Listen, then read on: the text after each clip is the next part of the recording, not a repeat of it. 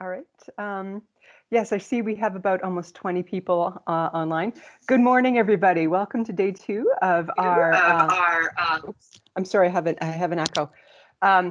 Day 2 of our workshop between IISc and WIN for quantum materials and quantum devices. I think I would like to turn the controls over to our technical session chair 2, Professor Akshay Naik from IISc. Take it away. Thank you, Lisa. Welcome everyone to this session, second day of this workshop. The first speaker is Abhishek Singh from Material Research Center, IISc, and he would be talking about data-driven material science. Over to you, Abhishek. All right. So my name is Abhishek Singh, and I'm from Material Research Center in the Institute of Science. And I would like to acknowledge and thank the organizers of this workshop for this opportunity. So before I go ahead and talk about the work which we are doing or we have finished doing, I must acknowledge the people who actually do the work. These are the highly talented, wonderful graduate student and postdoc with whom I'm fortunate enough to work with, and they produce these exciting work which I'm going to present to you today. Also, the funding agency which have been ever so generous to fund our effort, and the Institute computational facility like Cray XC40, TUCMS, and our own small or humble cluster which we call Tej and Planck. So Materials Genome Initiative, I'm not going to motivate you what machine learning is. I assume we all by now know what it is and why it is important. I'll just come directly to the point why it is important in material science. So the initiative started in 2011, where the goal was, there is from discovery of a material to an actual product development at least has 2 to 3 decades. It takes about 2 to 3 decade time. So President Obama in 2011 came up with this idea, can be accelerated. And it was read or translated into like, can we get the genome of the materials so that we can accelerate this entire process, at least cut it down to, let's say, in 1 decade. And there are several initiatives globally started. Of course, the first one was from the US, from the White House and NIST. Then in Europe, Max, Japan has done it through NIMS, China, Korea, everywhere. So, and today when we speak of, almost every country has its own initiative on materials genome or machine learning applied to the materials. However, this initiative has started globally in 2011, and a fair question to ask: what we have done in the last 10 years? And my takeaway, the first tangible which comes to my mind, is the materials database, which actually all of us are getting benefited. And so it started with the materials project from MIT, which now have moved to UC Berkeley. Later on, followed by AFLOW-Lib. NIST has its own database, Jarvis, Khajana, Harvard's Clean Energy Project, European Nomad. So the situation is right now is such that if we are an experimentalist or even a simulation person who's looking into the materials, if we come up with any material, you will get some basic information about that materials in either of these databases. So this is super convenient. And based on that, we can now even decide whether we like to use this material or really synthesize it and work on it, or it does not have the property which we are looking for. So this is a great help, at least to us, and I think for the experimental community also. When we started about 5 years ago, there was not much in India, and since we had some resource crunch, so we could not compete. And that time already materials project was at its full scale, and AFLOW-Lib was also quite developed, so we could not compete, of course, but at least we could contribute. So for that, I needed to have something which people which is a little bit unique, which is not what they are developing. So I came across this wonderful class of material which is known as Maxine. It's actually derived from the Max phase.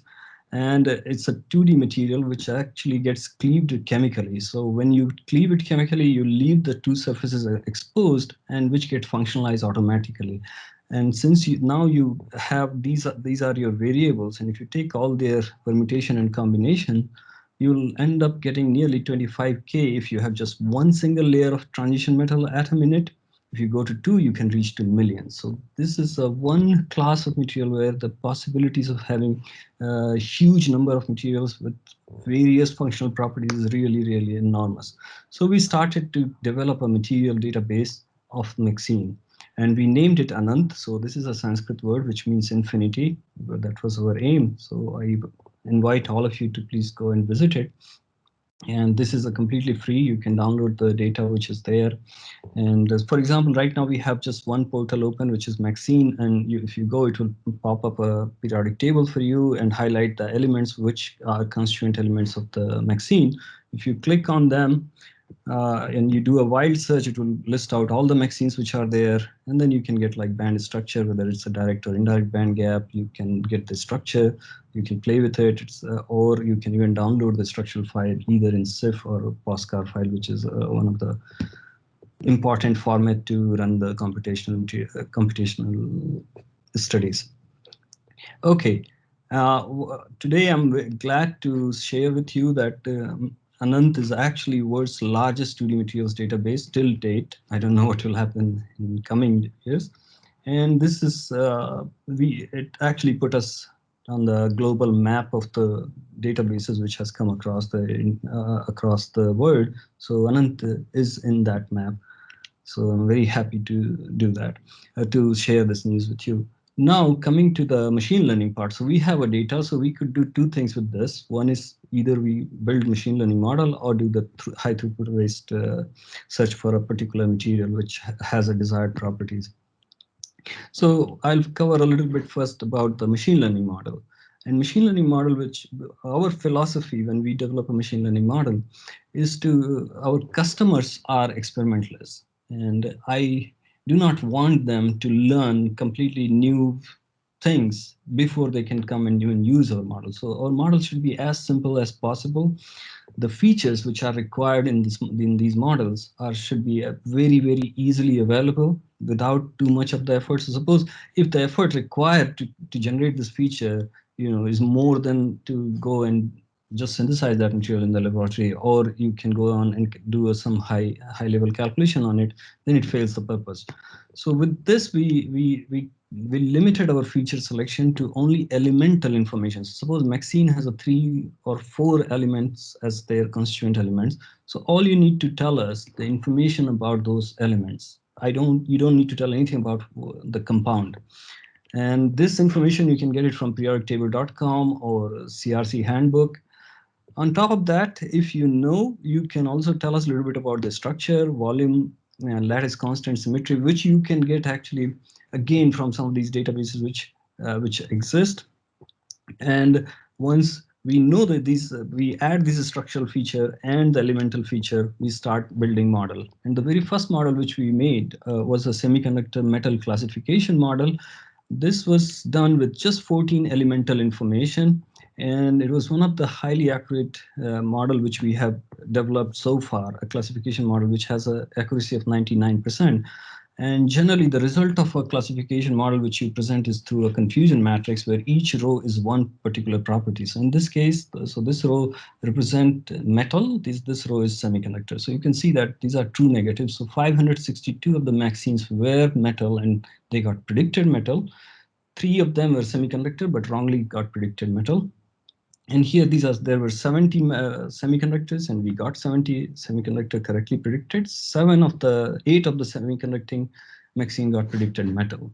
And when you translate it into a more intuitive way of presenting this result is essentially receiver operating characteristic. And if you look at it, this tells you the area under the curve tells you the accuracy of this model. And in this case, it was 99%. I take this as a very, very nice example to show the power of machine learning. Suppose if this job we were doing by just tossing a coin, then it was a luck based and it has a chance of 50%. 50% of the time, I would think that a given Maxine may be metal, or I will predict a metal as a metal, or I will predict a semiconductor as a semiconductor by just tossing a coin. But when we start using these elemental information, then what we are doing actually, we are making a decision now. And when we are making a decision, we can shift this. It's no longer this randomness. Suddenly we have reduced to the level of 1% now. 99% of the time, we will be able to very accurately tell whether a Maxine is a semiconductor or metal. Once you know the next challenge, next information you would like to know if you are working on a functional materials, what is the band gap? Generally, if you use the DFT calculations within PBA or PBLDA or GGA, it always underestimates the band gap. So this is, and if you like to correct it, you have to do GW calculation, which are quite expensive and could take you nearly a week to complete one GW calculation, a high quality GW calculation for a one element. And if I start doing it for the entire Anand database, then I may have to use our Sahasrat for nearly 2 decades. So that was not possible. And that's where, again, the power of machine learning comes. So if we have a model which can do this job, and which is what we did. So we generated the model, and the best model which we got was came out from the Gaussian process regression, which is basically based on the Bayesian approach. And that gave us a very high R-square and very low RMSE. And also, so it was not just, and so the job which would have taken on a conventional computer to not computer, supercomputer to take about 1 to 2 decades easily, could be now done in few seconds with using this model. Now, since we are physicists, of course, in machine learning, you do not expect a causality because the correlations are all statistical. However, if there is a strong causal relationship, which it should show up, right? And since our domain knowledge is, physics, chemistry, and material science, so sometimes we get curious that these features, do they make sense? And you'll find that indeed they do make sense. So there are certain features which have a very strong correlation with band gap, and they turns out to be an important feature also. So for example, volume of the inner cell. I can go into the detail of the physics, but I'll skip it right now because I have just 20 minutes to finish the start. So I'll move on to the next important question, which is relevant for this community also, is essentially the positions of the VBM, or valence band maxima and conduction band minima, on an absolute scale. When you do a DFT calculations, there is no reference, there is no absolute reference, so you have to align it with respect to vacuum level.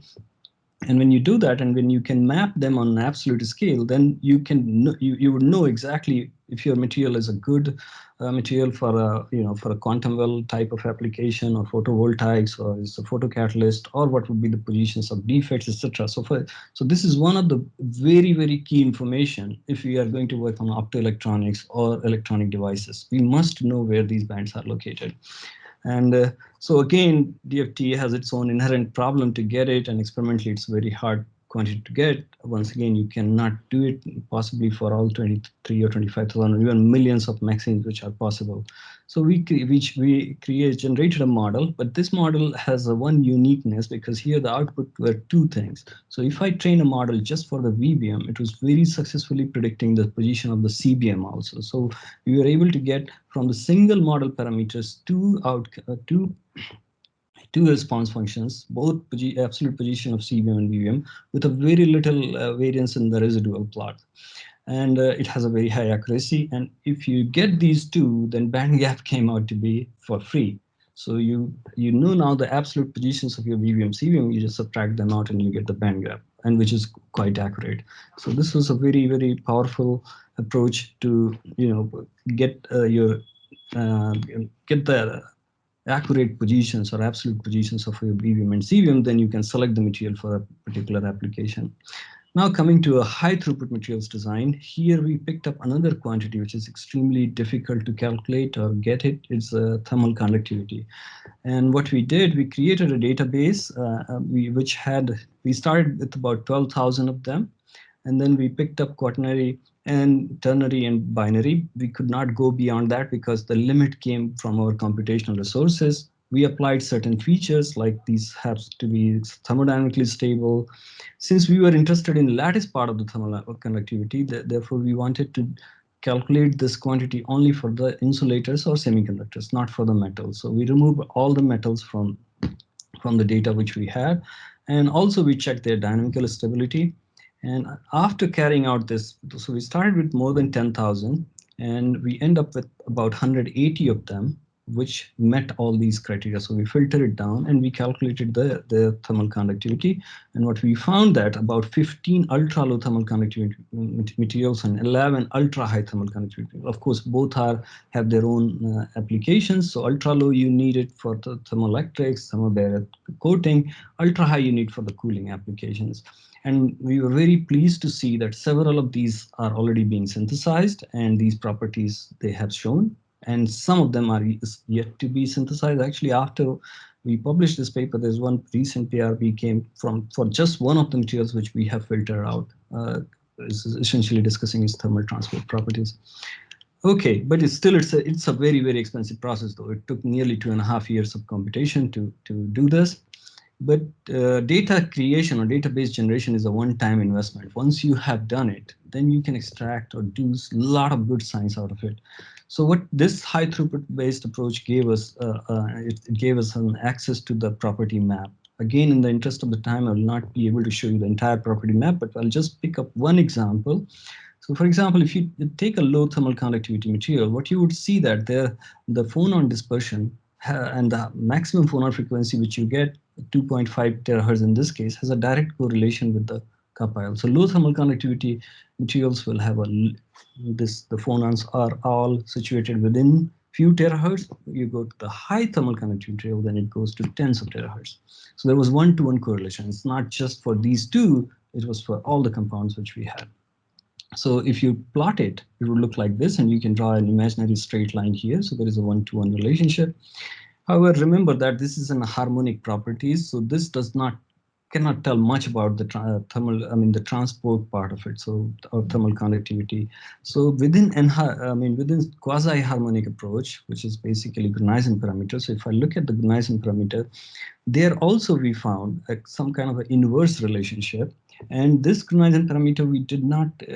What we have done here, we have integrated it out up to a cutoff. So there is a parallel you can draw from the Debye temperature. But here, but of course, we came out through the machine learning based approach, and we found that up to 3 terahertz, if you integrate out your Gunaysen parameter up to 3 terahertz, it has a very good correlation with thermal transport.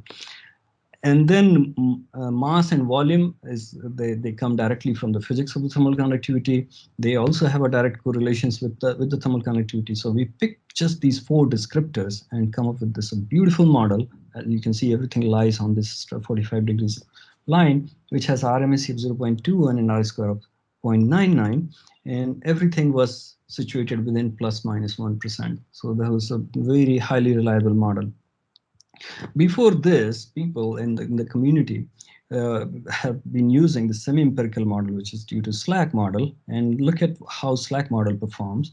And if you compare the features which we have used and the parameters which goes in the SLAC model, they have uncanny similarity. For example, gamma, the Gunaysen parameter, but they are used in a different form, of course, in those 2 models. But more or less, they were there. There is a theta d there, mass volume, as I told you already there. So what we did, and then this is a sophisticated machine learning model. This is a semi-empirical model, not a good comparison. How about if we take these as a feature and try to see what it does and make a machine learning model? So you get a beautiful machine learning model. Now the accuracy has improved. So everything is now fallen down to this 45-degree line and a high R-square, but not as good as our previous model. So the message here, which I learned, what I learned from this approach is, sometimes the semi-empirical model has a lot of approximations, so they work somewhere they don't work. But if the underlying physics is correct, then we can still have a chance to come up with a better model, machine learning model, and improve the performance of these models. So, but anyway, that's the one part. One more interesting thing we did, we related the electronic and thermal transport. Generally, these 2 are not related. And although the underlying physics has some correlation. So we dig it out, again, using machine learning based approach. So we find out the cross-cutting features, which are important both for the electronic transport as well as for thermal transport. And then we use them. So for example, conductivity or Seebeck coefficient.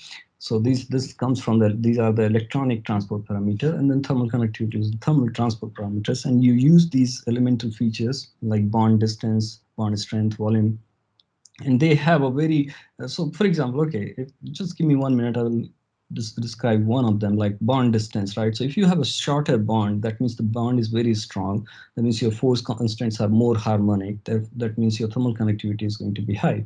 Now, shorter bond also means that your bandwidth is large, your effective mass is going to be low, and your electronic conductivity is going to be also very high. So you see, you may not get a physics formula which depends, or a theory where the bond distance directly go, right? But if you just look at it intuitively, or even in a hand-waving way, you could see a direct connections. So we found out such connections very, very easily. I mean, these are all expected ones, and I can go on and explain for each one of them why they control both of them. And so there was no surprise. And actually, we ended up correlating something which was uncorrelated till we worked on it. If some, please correct me if I was wrong. So at least I did not come with a model which connects, please listen, electronic conductivity to lattice part of thermal conductivity. Electronic part of thermal conductivity is, of course, related to Weidmann-Franz law. Next challenge remain. I mean, this is electron relaxation time. Abhishek, you lot have of research. 1.5 minutes. Okay, 1.5. Okay, so I'll quickly finish. So we did this electron relaxation time, which here we worked on the experimental data, because there are so many different ways electrons gets relaxed. So the electron phonon is of course most dominant one, but then you have a grain boundary. So what we did, we picked up the experimental data and come up with a model, and we were able to produce a very good model to get the electronic and the relaxation time. Now, if I know that, I can now predict the ZT, or the thermoelectric efficiency of any material. And you could see here they have a very nice uh, agreement with another semi-empirical model, which is due to Bardeen, which is a deformation potential model. Okay, structural material. Here we use approach where we look at the image, generate the features. I'm rushing now because I have just 2 minutes. So we have to and create the features just from the structural, you give me a SEM image and I would be able to tell you the mechanical property of that material. So for example, by looking at, after doing the image processing, we take out the geometrical feature, we feed it in, and we come up with a very good model to do that. We also look at the pixel label correlations. So you just give us again the SEM, we'll create the binarized image, we get the correlations. We'll do some PCA to reduce the number of features, and finally come up with a Vickers hardness prediction. Once again, very nice nice model, and gives us some of the correlations which are well known to metallurgists. And these two models will be released on, I mean, this is a beta version of the ANAN. So if you have a superalloy, you can upload your image there and put the composition of your superalloy, and we would be able to predict the hardness of that superalloy. And we got it from by 2 different methods, and you could see it there. They come very, very close to each other. Now the last part, which is basically relevant to what we are discussing here, and essentially qubit and single photon emission candidates. And NV Center was one of the most promising in this community, and actually there was a so NV Center, probably I don't need to tell this audience, you know what it is. It's just a 2 carbon vacancy, 2 adjacent carbon vacancy. One of them is filled with nitrogen, and there are these. This is the range where we need a defect thermodynamic transition level to lie. And what you find that NV is the one which has it here. Of course, NC also had, but the problem with the NC is, so this is NV center, NC is nitrogen substituting a carbon vacancy, right? But this label, even though it's there, but the electronic label which you will get are not really favorable as a qubit. But for NV center, you do get a favorable electronic structure also. So for example, here you see this is the majority channel, which is everything is filled, and the next available level is quite far away. Whereas the minority channel gives you a paramagnetic defect, which for which the next available state is quite high, so you can manipulate it optically. And so that's why this is considered also as a qubit. But the unfortunate part is that it has a very low coupling with the photon. So this is spin and photon coupling is almost 3%, and diamond is very expensive. So we like to search some other host material, but it's a 2-fold problem. So not just searching for a host material, but also which defect in a host material will meet some of the criteria which which are important for having a qubit or a single photon emission base. So this is traditional way of doing it. Through our intuition, we come up with a material, look for their structure, look for the defects, work out their thermodynamic transition level, look at their electronic levels, and then see what is going to happen. But this is a very time consuming, takes you have to do one by one, mostly hit and trial based approach.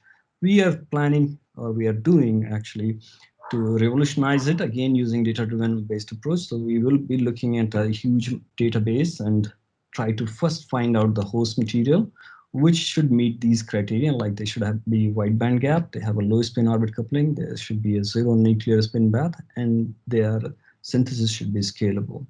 Once we have a host material, the next step is to get these defects, which should meet these following criteria, like they should be deep, they should away from the both BVM and CVM, they should have a paramagnetic ground state, and they must give us a two-level quantum system so we can manipulate it. And of course, they should have spin conserving transitions. So we are currently working on it. So far, we haven't got anything which is better than the NV Center. But so we are at a very initial stage, actually. And any data-driven approach takes at least 2 to 3 years to get something meaningful out if the data is not already there. And in this case, it is not there. So we are working on it. And hopefully next time, if I get a chance, or if we come through this platform, I will be able to share some of the successful results. So right now I have just negative results, which I don't want to show here. And with that, I thank you, and I will be more than happy to answer any question. Thank you, Abhishek. Are there any questions?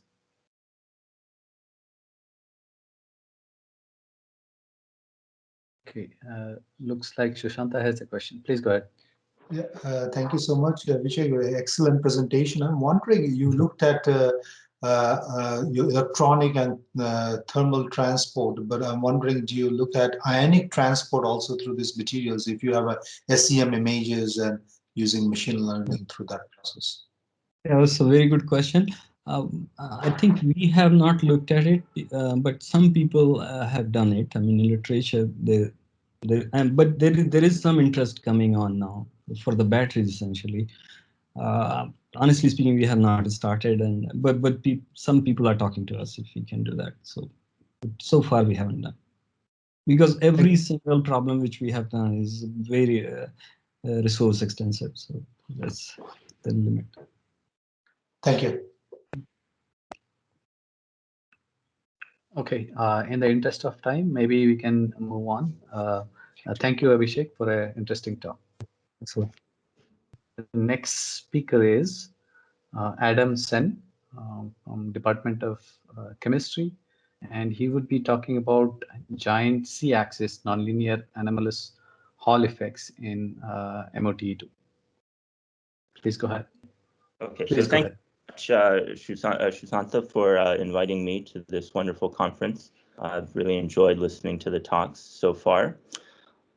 So I would, before I start, let me just say that my group works on various two-dimensional materials, and this field, as many of you know, which once started with graphene and the semiconducting TMDCs, has now greatly expanded to other layered materials with more exotic phases. So we're very interested in studying these more exotic materials and seeing how they would perhaps change their properties when we thin them down to very thin samples, and also what happens when we try to stack different materials on top of each other.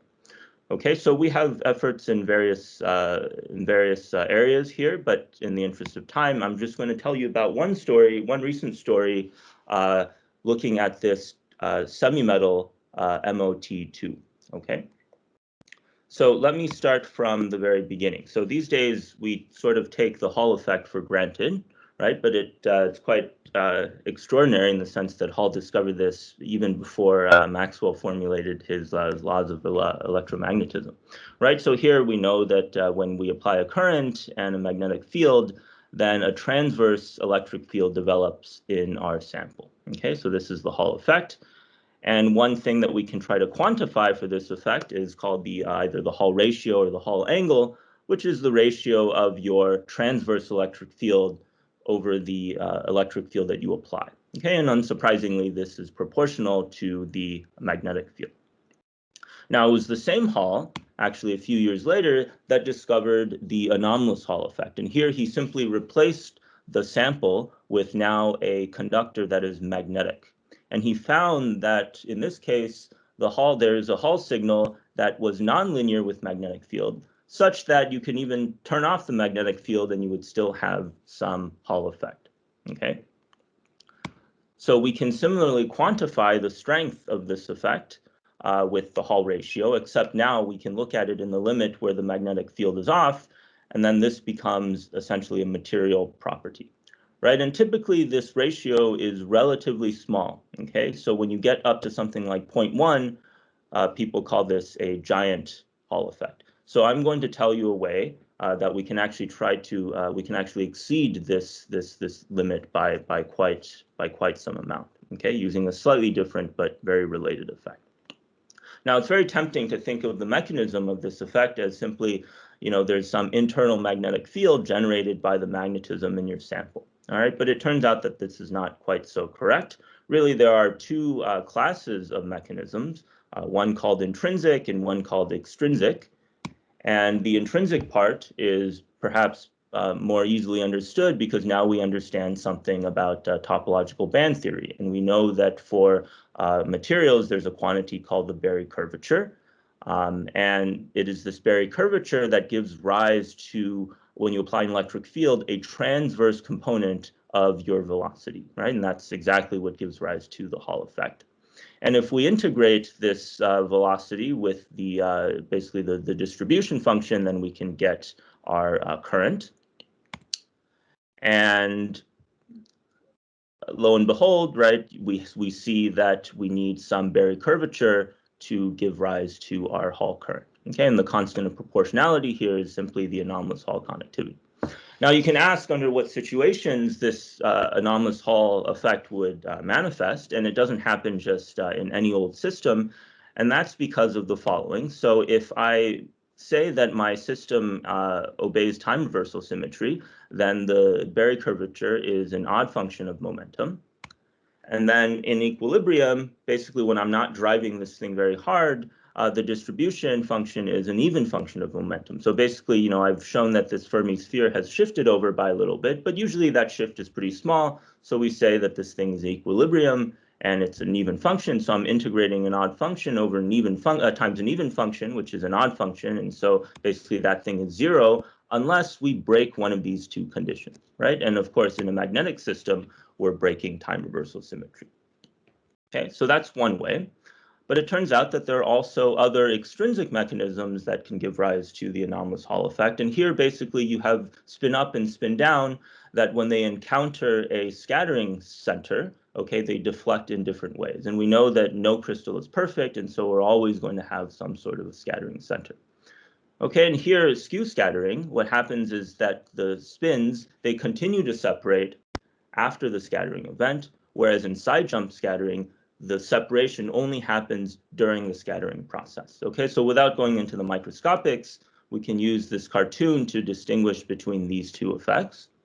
And what this means is operationally, we can derive or we can obtain a definition for the anomalous Hall conductivity contribution coming from these two scattering events. So in the limit of zero temperature, the skew scattering contribution is proportional to the transport lifetime, which means it's proportional to the longitudinal conductivity. And that's just because the further that these things have a chance to separate, then the larger our effect, okay? And so, the longer it takes for these things to scatter before it gets to the next scattering event, the larger anomalous Hall conductivity. Whereas for side jump scattering, it does not depend on the transport lifetime because the separation only happens during the scattering event, okay? And also for Berry curvature, because that's purely a band structure property, it also does not depend on the lifetime or the conductivity. Okay, so operationally, this is how we can try to distinguish between these three different scenarios. Okay. All right. Now, in 2015, a group predicted that perhaps there's a different way to get a anomalous Hall effect, actually without even breaking time reversal symmetry, okay? And they called this a nonlinear Hall effect, or a nonlinear anomalous Hall effect. And their key inspiration, okay, was, at least as per my interpretation, is the following, okay? So we know that if we have time reversal symmetry and if the system is in equilibrium, then the anomalous Hall conductivity has to go to 0. All right, so what they said is, well, what if we just drive the system very hard so that my Fermi sphere is shifted, let's say, way out to the right, and at some point it's no longer going to become symmetric, and that's another way that we can get some finite anomalous Hall conductivity, okay? And so it might be easier to see this in the frequency domain. What this means is if I apply a harmonic electric field of a frequency omega, then I get a 2 omega component to my transverse current, so that's the Hall current, but that's now proportional to the electric field squared. So it's a nonlinear effect, and the proportionality constant here is just the some susceptibility. Okay, so we don't care now about the anomalous Hall conductivity. I guess we care about this nonlinear susceptibility. All right, and they calculated this for the intrinsic portion, and it still depends on the Berry curvature, but it doesn't depend on the Berry curvature itself. It depends on a derivative of the Berry curvature, so the Berry curvature dipole, that's what they called it. Okay, but then you can still ask, well, you know, would I expect this to see this in any old system? And it turns out the answer is still no. Okay, so if I maintain time reversal symmetry so that my Berry curvature is an odd function, and if the system also has inversion symmetry, that means that Berry curvature is an even function. And so the only function that's both even and odd is, of course, 0. And so when you have no Berry curvature, then you're still not going to have any nonlinear anomalous Hall effect. Okay, so basically here, if we decide that we want to keep time reversal symmetry, we have to break inversion symmetry. So we have to look for systems with non-centrosymmetric systems. Okay, well, so how exactly do we go about finding some materials? Well, here it helps to recognize that there's a connection here with the with nonlinear, with optical second harmonic generation. Okay, and there we know that when we have a nonlinear medium, and you put in a photon of frequency omega, you can also get out photons of frequency 2 omega. And you look at basically the susceptibility, or the process governing this effect, and you see that it actually, the susceptibility is very, you know, looks very similar to the susceptibility up here, right? Except probably the units are different. But the symmetries are the same, right? The only difference is that in optical second harmonic generation, of course, you do this at optical frequencies. Here, we're talking about electrical frequencies, but the symmetries of the crystal don't care what frequency you're probing it at, right? And this is nice because then we can open up, let's say, our favorite nonlinear optics textbook, and we can find the form of this nonlinear susceptibility tensor, and we can try to measure the various non-zero components. Okay, and here I've opened up Yuriv, and of course he says that for centrosymmetric systems, everything is 0. Okay, so that's perfectly consistent with what I said. You know, we have to look at inversion symmetry breaking systems. Okay, so with this in mind, we decided to look at one of our favorite materials, and that is the TD inversion symmetry broken phase of MOT2. So this is a layered material, and we have experience with layered materials, and we know what the symmetry properties are. There's a mirror plane that's perpendicular to the A-axis. Okay, so there's a glide plane that's perpendicular to the B-axis, so that means you flip and then you translate along the C-axis. There's a screw axis that's parallel to the C-axis, so that means you rotate about the C-axis and then you translate also about the C-axis. So this puts it in this point group MM2, and then this is the nonlinear susceptibility tensor. Okay, so what this means is that if I have an in-plane electric field, okay, so if I apply electric field along the A or B axis, then I get a single nonlinear Hall current along the C axis. So that's basically perpendicular to the layers, okay? And that's the only one that's allowed by symmetry. So let's try to measure this nonlinear anomalous Hall effect, okay? So this is the device geometry that we created. Okay, so everything looks, I guess, normal, except now we need to have a set of vertical leads to probe for this C-axis nonlinear anomalous Hall effect. Okay, and so we have all the gold electrodes are on the bottom, and then we have a top electrode made of graphite, and we have boron nitride, which is insulating, that basically separates out or it protects all the areas except for this tip here. Okay, so for the c-axis leads, we're only making contact to this junction, and that just prevents mixing from in-plane currents and fields. Okay. So with this geometry, okay, so I should say that this is an optical image of our device. It probably doesn't mean much unless you know what you're looking at, but basically this is the schematic. Okay. So for this measurement, what we can do is we can apply a current along along either the a-axis or the b-axis, and we can measure the longitudinal voltage Vxx, the in-plane Hall voltage Vxy, and also the out-of-plane, the c-axis Hall voltage Vxz, and we can measure both the harmonic and second harmonic components. Okay, so what we do in this measurement is that we apply a harmonic current, and we slowly increase the amplitude of that harmonic current. And as we increase that current, we're going to look at first the harmonic Vxx. Okay, so this is just the linear longitudinal voltage. This is linear. The slope just corresponds to the resistance. Okay, but if we look at the second harmonic component of the c-axis effect, we see that it grows non-linearly with the electric field. With the applied current, okay, as we expect. So I'm going to put this data in a more concise way. Instead of plotting it with respect to current, I'm going to plot this nonlinear effect with respect to Vxx squared. Okay, so in this plot, our nonlinear effect just looks like a straight line, which is nice because from the slope of this line, we can pretty much gauge the strength of this effect. Okay, and you can see that when we apply the current along the a-axis, the effect is much stronger than if we apply the current along the b-axis for reasons which I will show. Okay. And just as a sanity check, we can measure the second harmonic components in the other directions, Vxx, Vxy. So these are the in-plane components. And you can see that compared with the c-axis effect, those components are pretty much negligible. And this is consistent with the symmetry arguments that I explained before. There's only one allowed c-axis effect.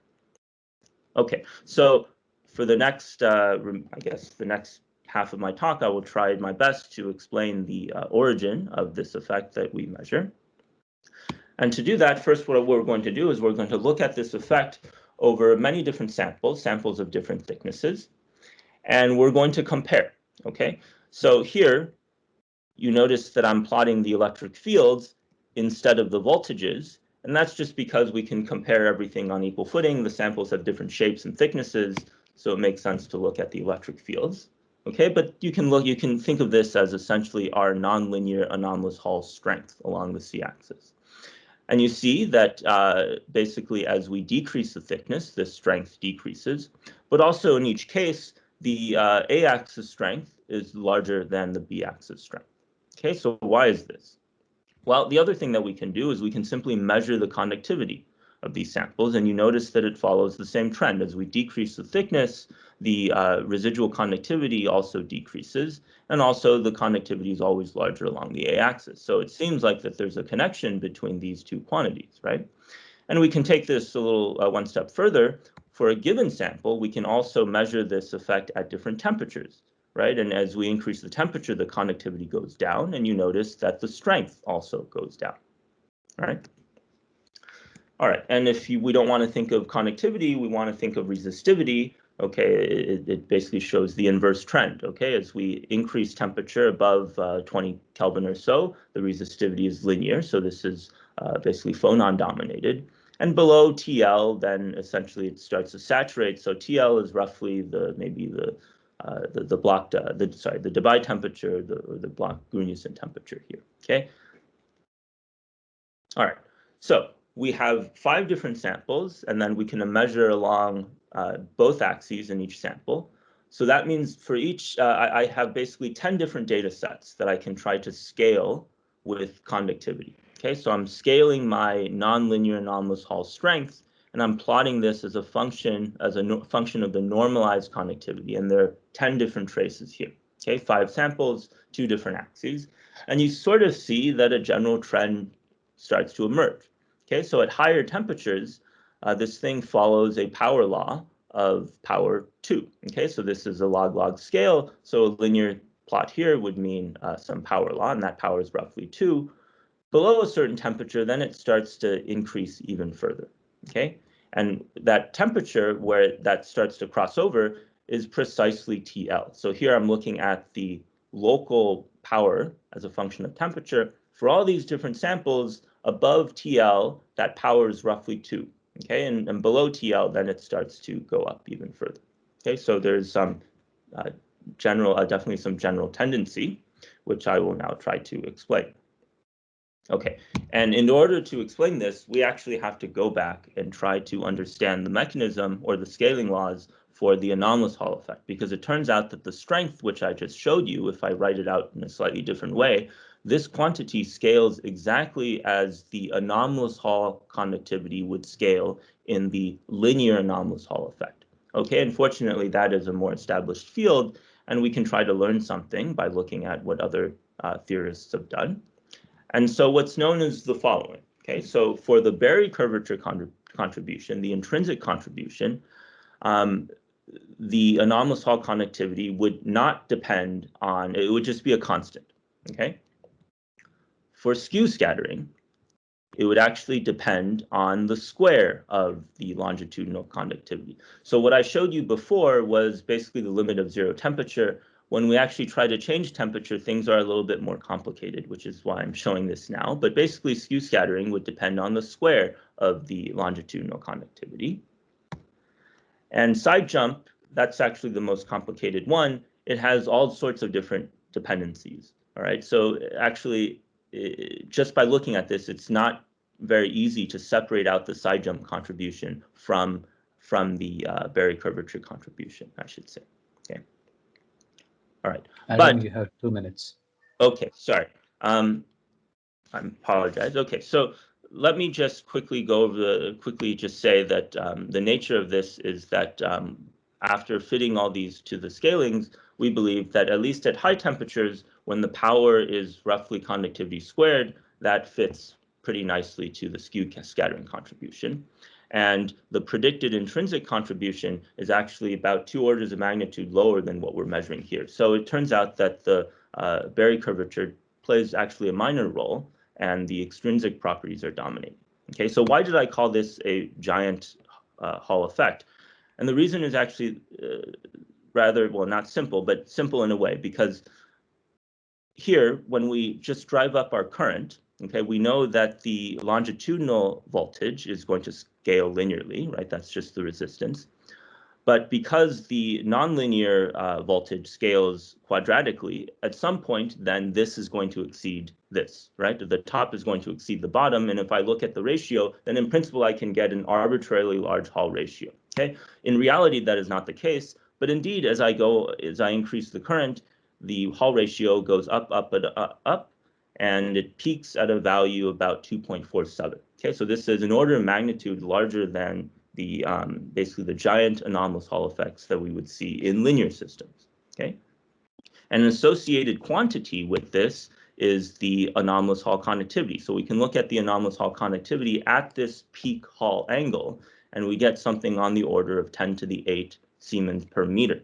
Okay, and that's actually quite large, and we can see this if we try to compare with some of the other very large linear materials. Okay, so here MOT2 is up here, which is what we measure.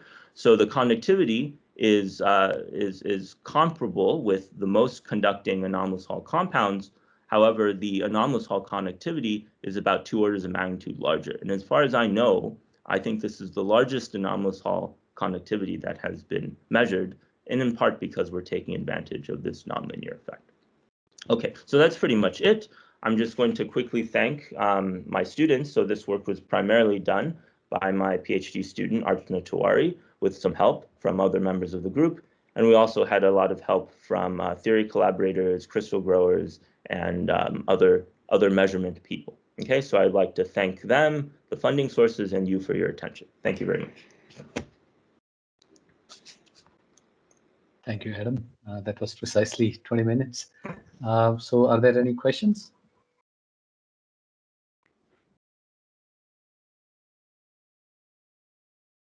Okay, I think Saurav has a question. Go ahead, Saurav. So the question is, why are the bottom electrodes not in the shape of a Hall bar by any chance? They seem to be at an angle rather than in a shape of a Hall bar. Yeah. Yeah, so that's a very good question. And the reason there is because we wanted to design it in such a way that we can, for a given sample, we can inject current along both the A and the B axis. But to allay your concerns, we have also measured this in a Hall bar geometry, but there we can only, let's say, inject current in a given direction, one direction, and the results are actually pretty much identical. So it's not because of some arbitrary geometric issues, but that's a very good question. Thank you. Thank you. Are there any more questions? Okay, if not, let's move on to the next speaker. Thank you, Adam, for an interesting talk. So next speaker is Kausik Majumdar from IISc, and he would be talking about tuning electronic functionalities using complex van der Waals heterojunctions. Kausik, we will give you a warning at 2 minutes from the end of your talk. Sure, thanks, Akshay. So am I audible? The slides is visible? Yes. Thank you. So I'll be talking about tuning electronic functionalities using complex van der Waals heterojunctions. This is something that we work in our group at IISc-Bangalore. This is my group members. This picture is slightly old though. We have been working on these van der Waals heterojunctions because of several unique properties. Many of us are aware of this, like these are atomically sharp junctions, which is a little tricky to get in typical bulk semiconductors.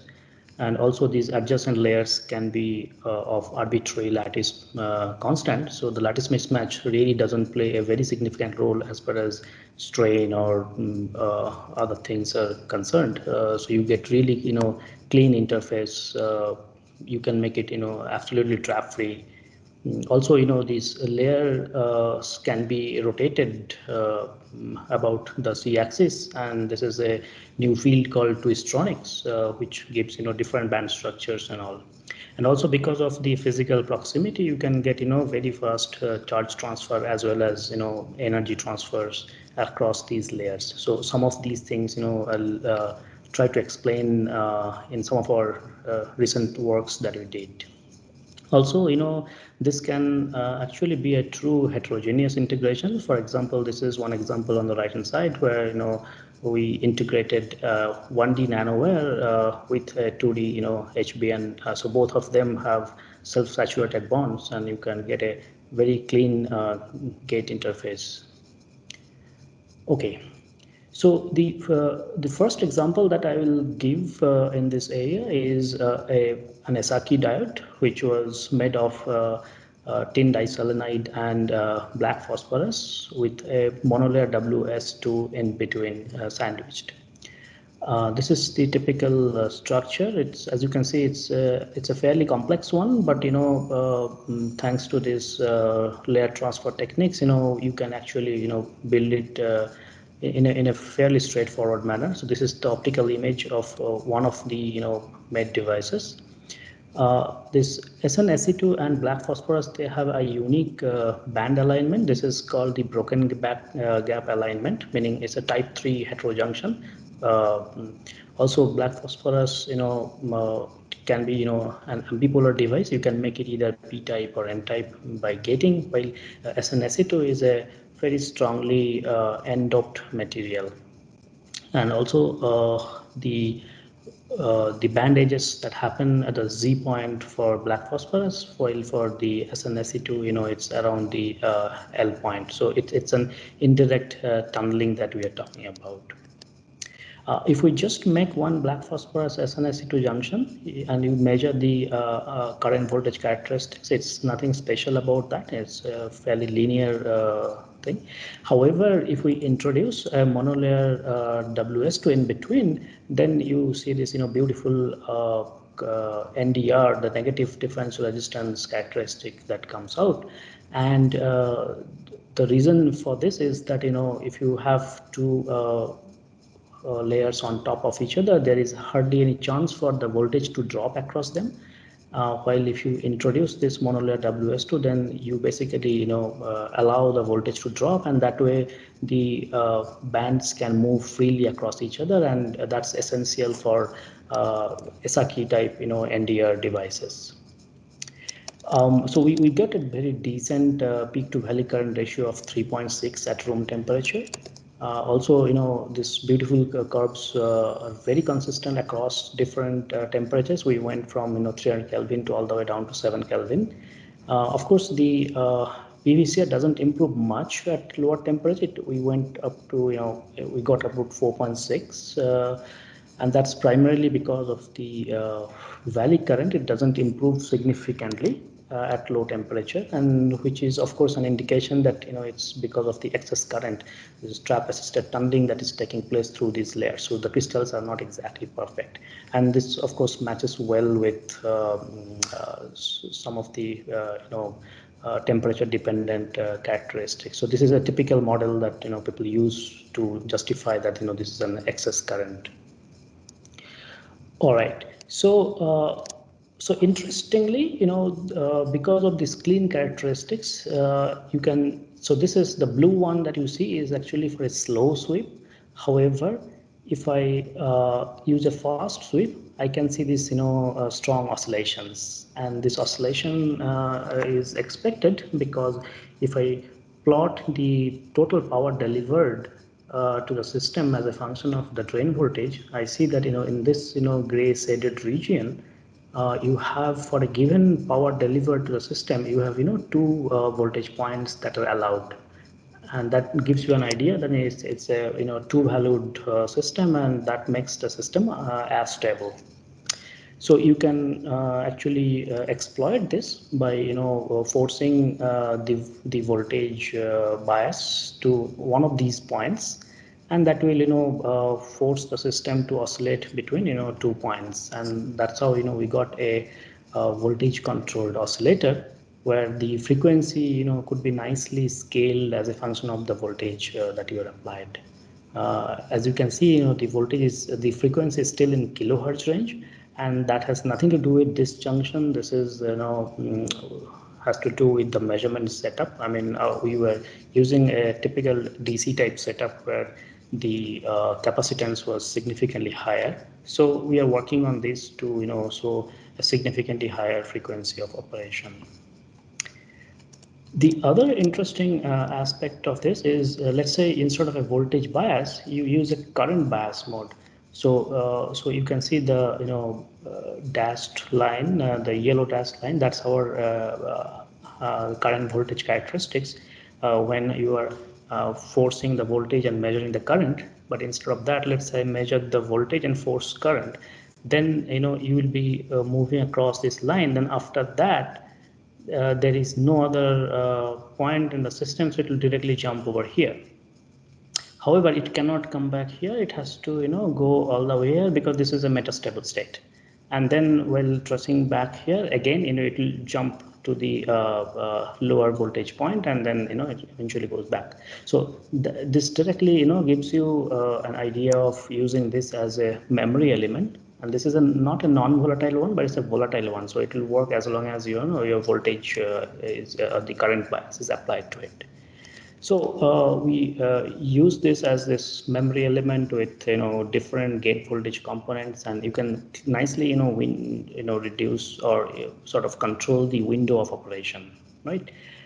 So one good thing about this is a very small footprint because it can actually operate on a single crossbar volatile memory. So it should have a very interesting possibility of 3D integration as well as very dense RAM type applications.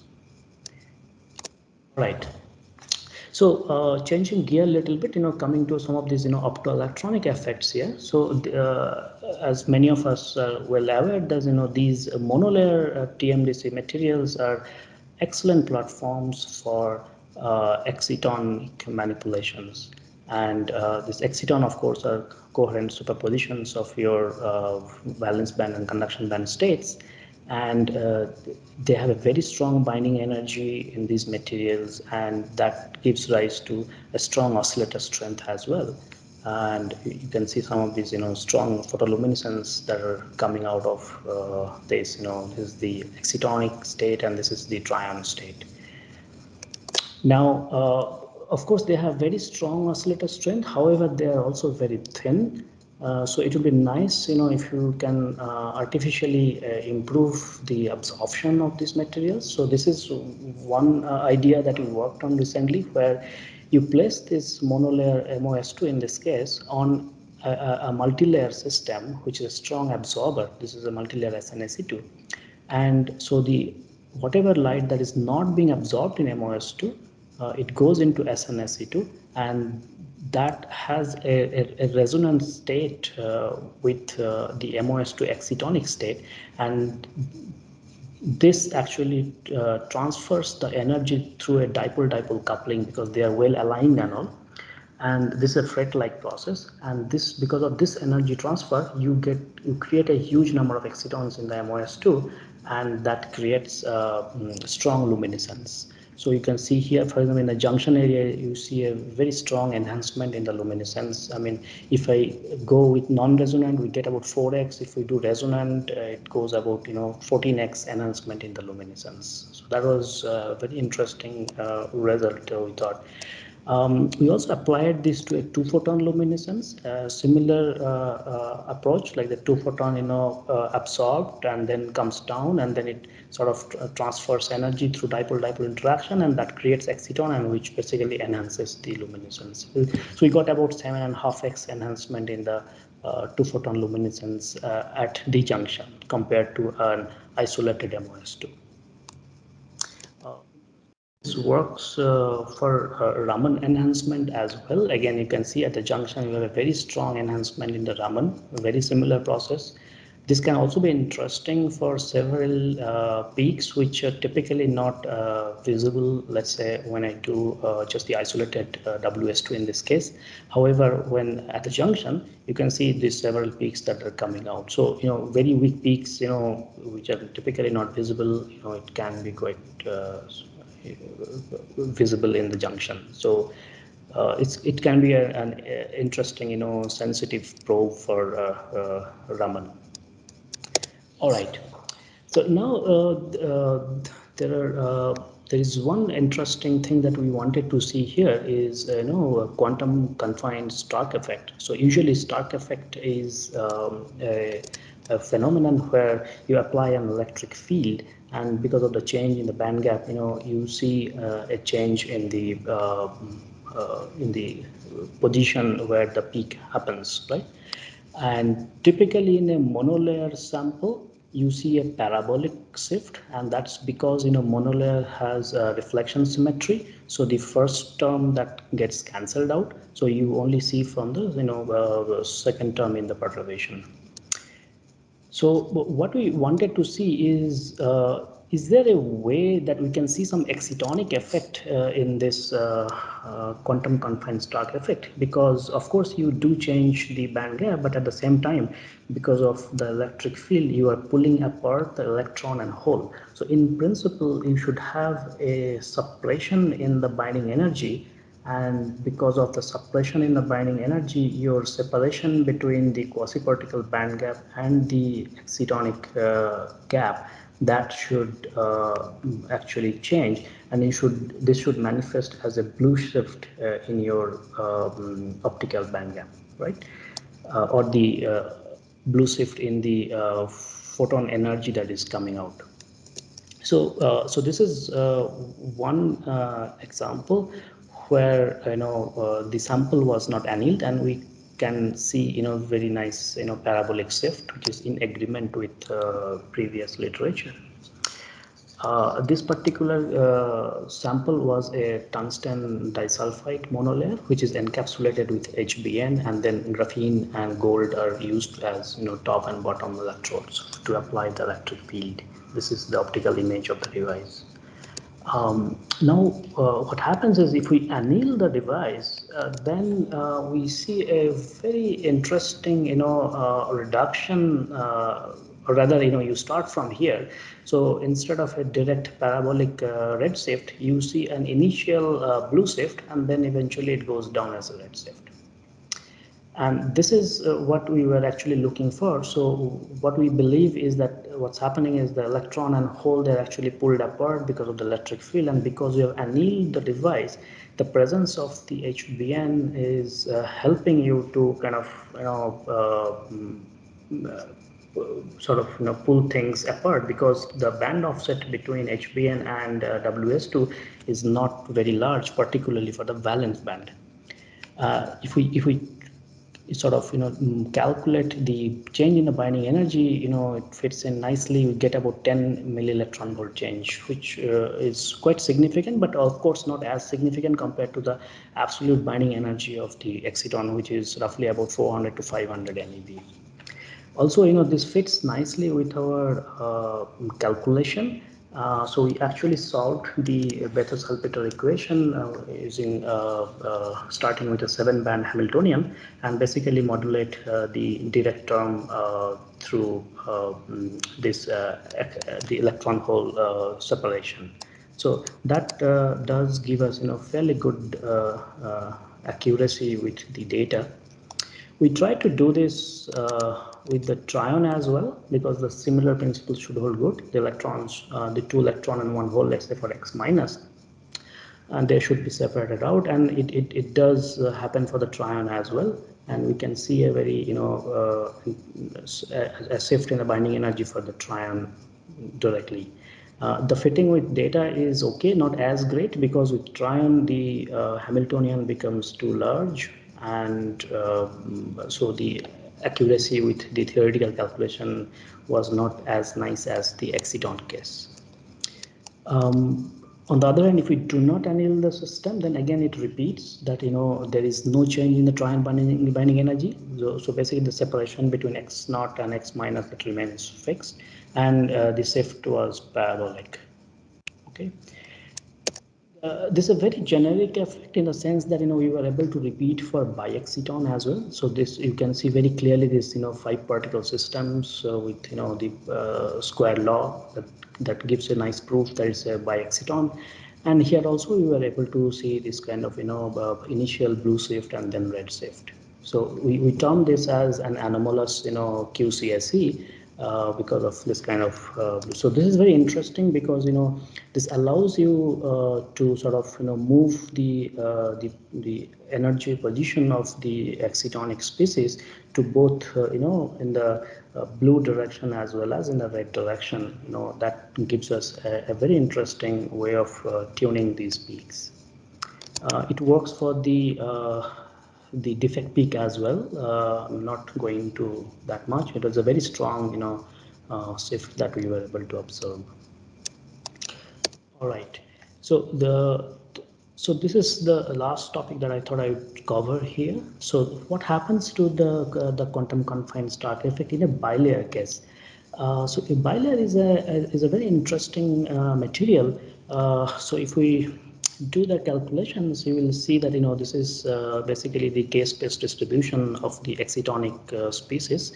So it has it supports both intralayer exciton as well as interlayer exciton. So for our calculation, the interlayer excitons typically have the decay rate which is 1 order of magnitude less than the intralayer exciton, which is why most of the cases the optical strength that comes out is primarily from this intralayer one.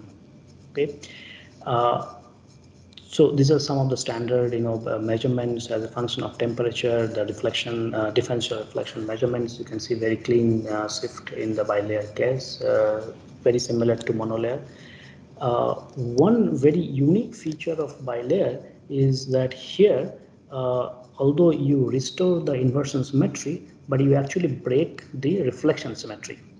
And because you are breaking the reflection symmetry in a bilayer, you expect that what I mentioned earlier for a monolayer case, that the first term was 0 in the QCSE. Here you expect that the first term will come back, and you should ideally see a linear shift, linear quantum confined Stark effect. This is our calculation, and so we thought, okay, let's just give it a try and see what happens. In fact, we were able to observe this linear Stark effect for the intra-layer exciton in a bilayer. It is very clear from the reflection data. Of course, when you increase the field, these portions, the binding energy again starts getting lower, and so it deviates from this this linear effect. Kausik, you have 1.5 minutes. Sure, thanks. So the other interesting effect here was the oscillator strength that we were able to extract from this, field dependent data. And what we observed is that the oscillator strength is also a very strong function of the electric field that is applied to the system. And this we were able to explain from our calculations. So again, this is the case-based distribution of the exciton, and you can see that to start with, when you have zero field, it's primarily it's intralayer. However, as you are increasing the electric field, so red is basically high strength. So from the central part, it's sort of coming off and is getting into the other layer, and basically these are the Q equal to 0 excitons.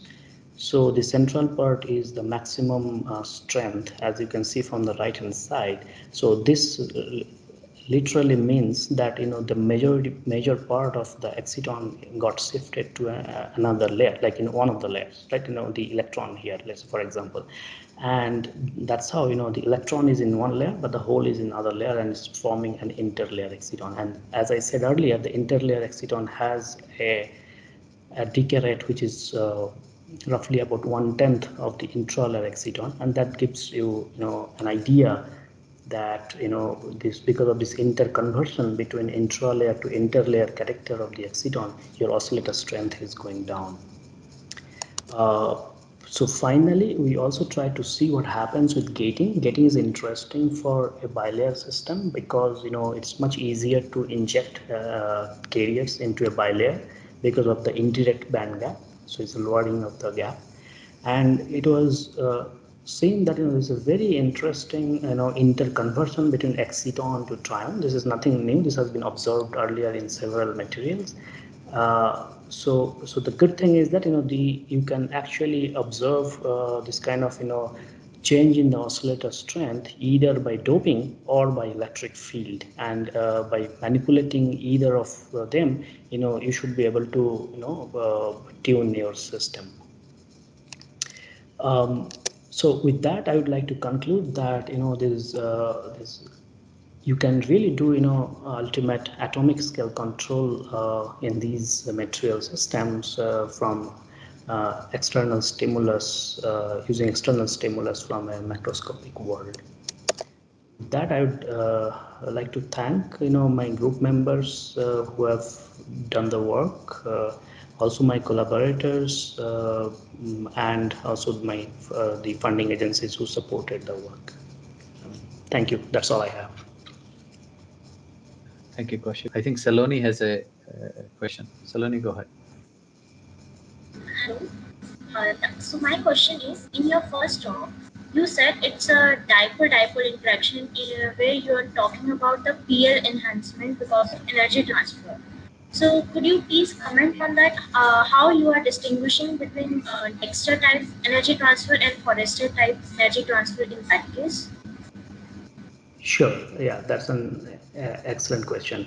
So, Dexter type energy transfer is direct particle transfer. So what we did is we inserted HBN in between, and so that will basically stop any type of dextral process, and we are still able to observe this effect. I mean, unfortunately, I'm not showing the data here, but it should be there in the paper. So yeah, so that basically tells you that you are primarily talking about a Froster process. Also, typically a dextral process would quench the PL because the exciton, because of the band offset, you expect that, the electrons would move to SnSe2, and that will sort of break the exciton. And in spite of that, my belief is that is definitely happening. But in spite of that, you are getting a 10x enhancement, which is because the Froster process is really dominant. Okay. So in the interest of time, maybe we'll move on. Thank you, Kausik, Sure, thanks. for the talk.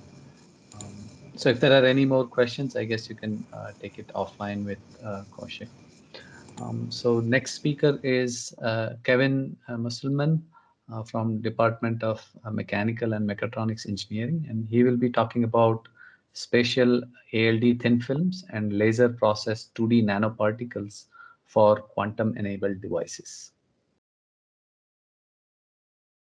Great, thank you. Can you, Kevin, we will give you, at 18 minutes, we'll give you a notification. Okay. Great, thanks. Can you see my slides and hear me okay? Yes. Perfect, thanks. So thank you very much for the opportunity to speak today. I should start by acknowledging my students who are the ones who've done all the work I'm going to show you.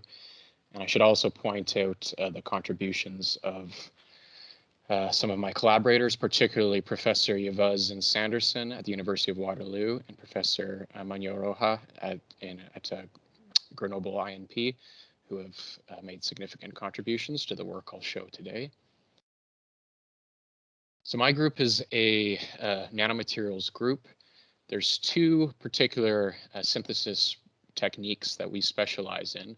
One of them is spatial atomic layer deposition or chemical vapor deposition of metal oxide films. And the other one is laser processing of two-dimensional nanomaterials. So we make materials using these two techniques, among others, and then we implement them in a variety of devices. So what I'm going to do today is provide sort of an introduction to this spatial atomic layer deposition technique, as well as this laser processing technique that we use for our two-dimensional materials, in the hope that there might be some collaborators interested in these materials.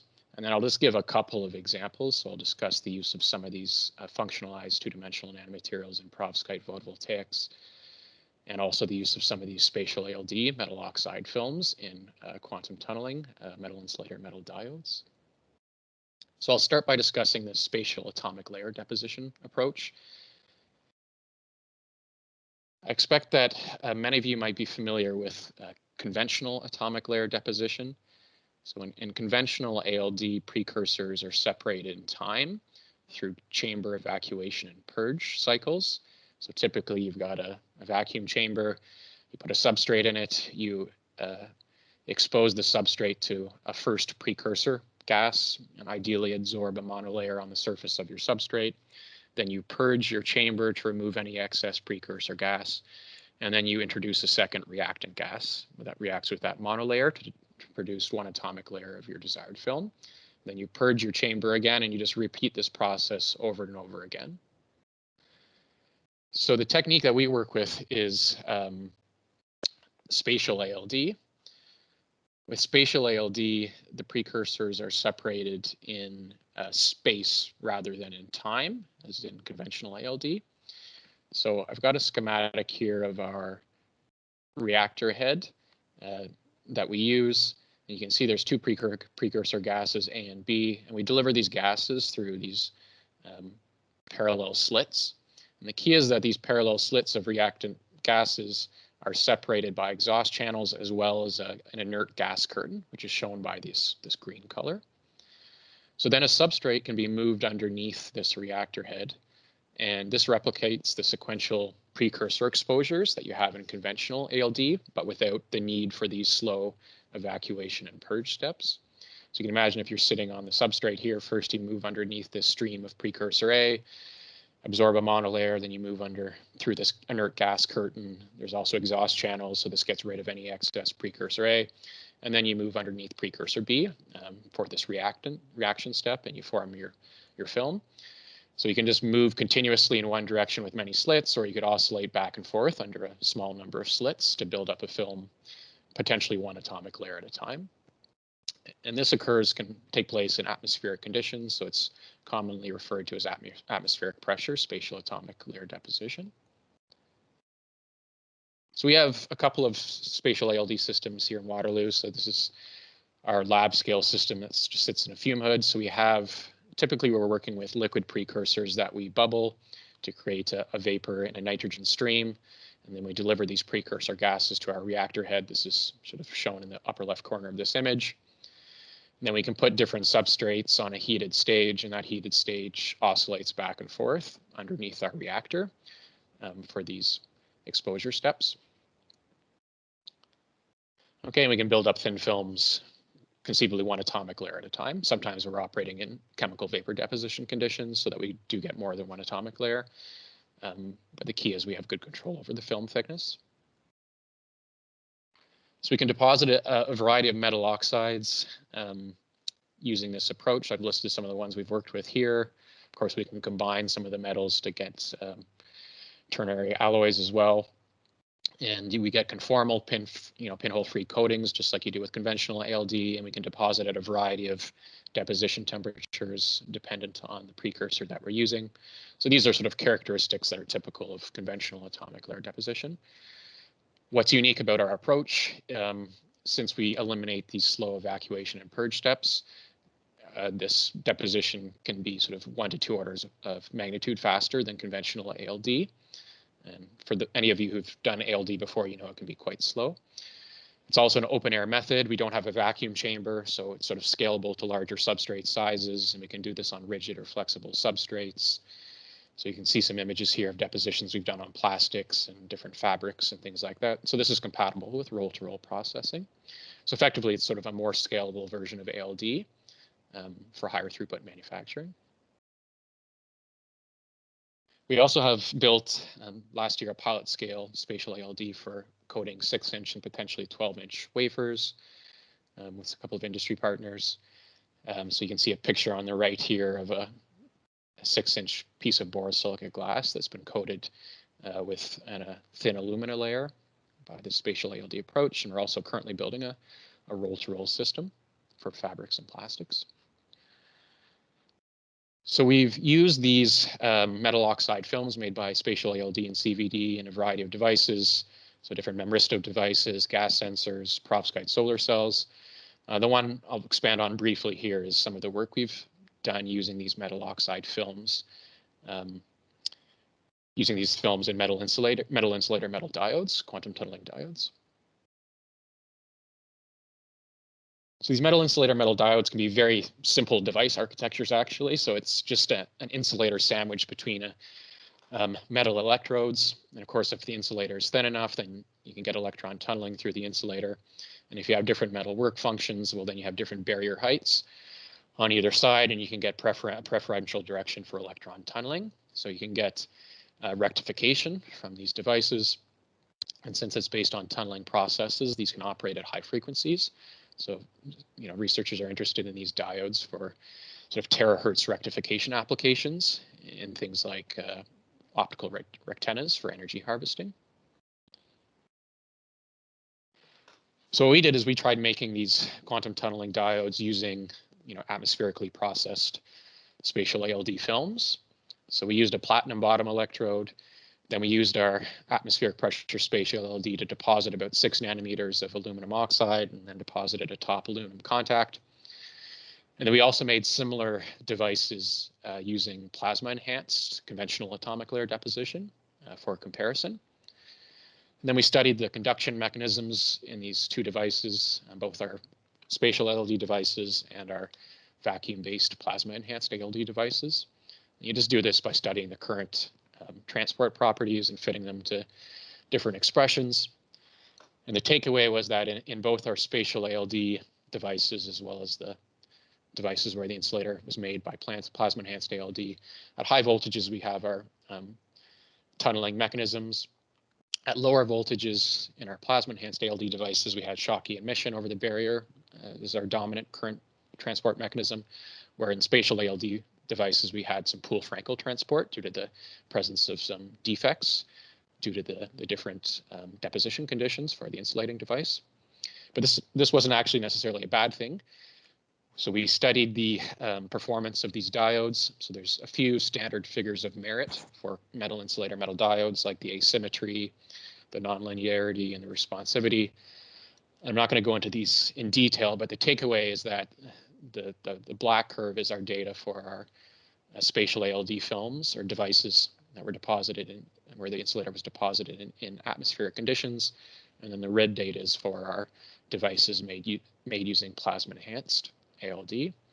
And if we look at the figures of merit, particularly at low voltages, which is often the operating range for a number of applications, the performance of the spatial ALD diodes was just as good or better than those made by plasma enhanced ALD. So sort of the takeaway here was that this scalable atmospheric deposition technique is suitable for the fabrication of quantum tunneling diodes. Now, some current research directions we have with these quantum tunneling diodes. One thing we've done is we've developed the ability with our spatial ALD technique to not just deposit uniform metal oxide films, but to deposit films with thickness or compositional gradients. And this allows us to do some combinatorial and high throughput device studies. So in this example on the left, what we did is we made a wafer with a whole bunch of metal insulator metal diodes. But our insulating layer that we deposited by spatial atomic layer deposition, it had a thickness gradient.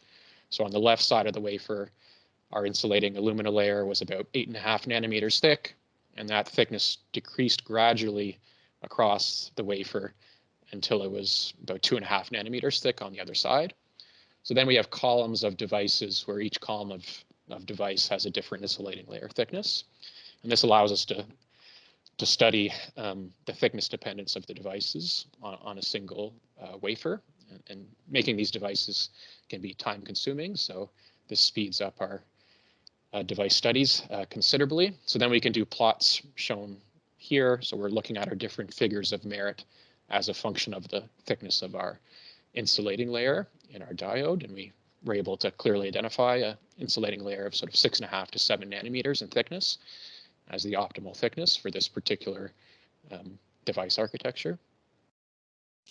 Another thing we've been working on is using doped multi-insulators. So instead of just having one insulator, you can have multiple insulators stacked and we can dope them. And we found that this has given us greater control over the conduction mechanisms. So for example, by doping our alumina or titanium insulators with nitrogen, we've been able to induce trap-assisted tunneling mechanisms into the diodes, and this can improve their rectification and their figures of merit. Okay, and the second synthesis technique I mentioned that we work with is laser processing of two-dimensional nanomaterials. What we're typically doing here is we're just sort of taking commercially purchased flakes of 2D materials, and then we're dispersing them in different solvents like water, ethanol, or acetonitrile. And then we're irradiating them with a femtosecond laser for durations that usually range from about 10 minutes to half an hour, sometimes sort of around an hour or so. Okay, so relatively short irradiation times. And then what is happening when we do this is we have Coulomb explosion within the two-dimensional flakes. Okay, so the intense electric field is stripping electrons, and then we've got ionic repulsion that causes breaking of bonds within the two-dimensional flakes. So we gradually are breaking our flakes up into smaller and smaller particles of two-dimensional materials. But at the same time, what we're also doing is we're also dissociating our solvent molecules. Okay, so then we're making smaller nanoparticles of our two-dimensional materials, but then we find we end up functionalizing these sort of freshly cleaved edges of our nanoparticles with different functional groups where the functional groups are originating from our solvents. So we're able to functionalize the two-dimensional nanoparticles to some extent. And we're able to control how we're functionalizing them or what we're functionalizing them with by choosing our solvents accordingly.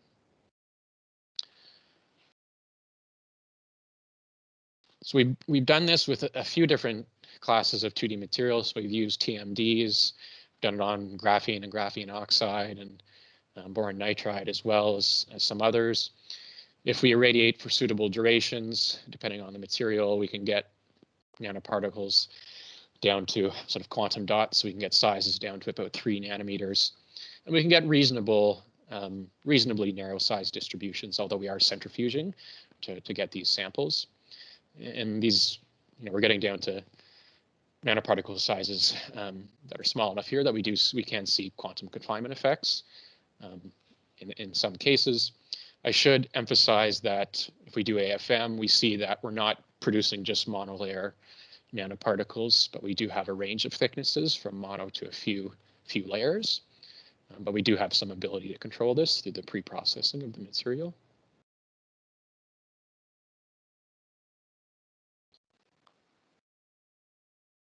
We've also found that we can also actually grow nanomaterials through this laser processing technique. So under suitable conditions, we find that as we break up our flakes to make nanoparticles, we can get sort of self-assembly of these nanoparticle fragments at the beam focus due to sort of induced dipoles, and we can get sort of these long nanorod structures forming. So these can be several microns long. This is tungsten disulfide in this picture here, and we've demonstrated this with a few different two-dimensional materials.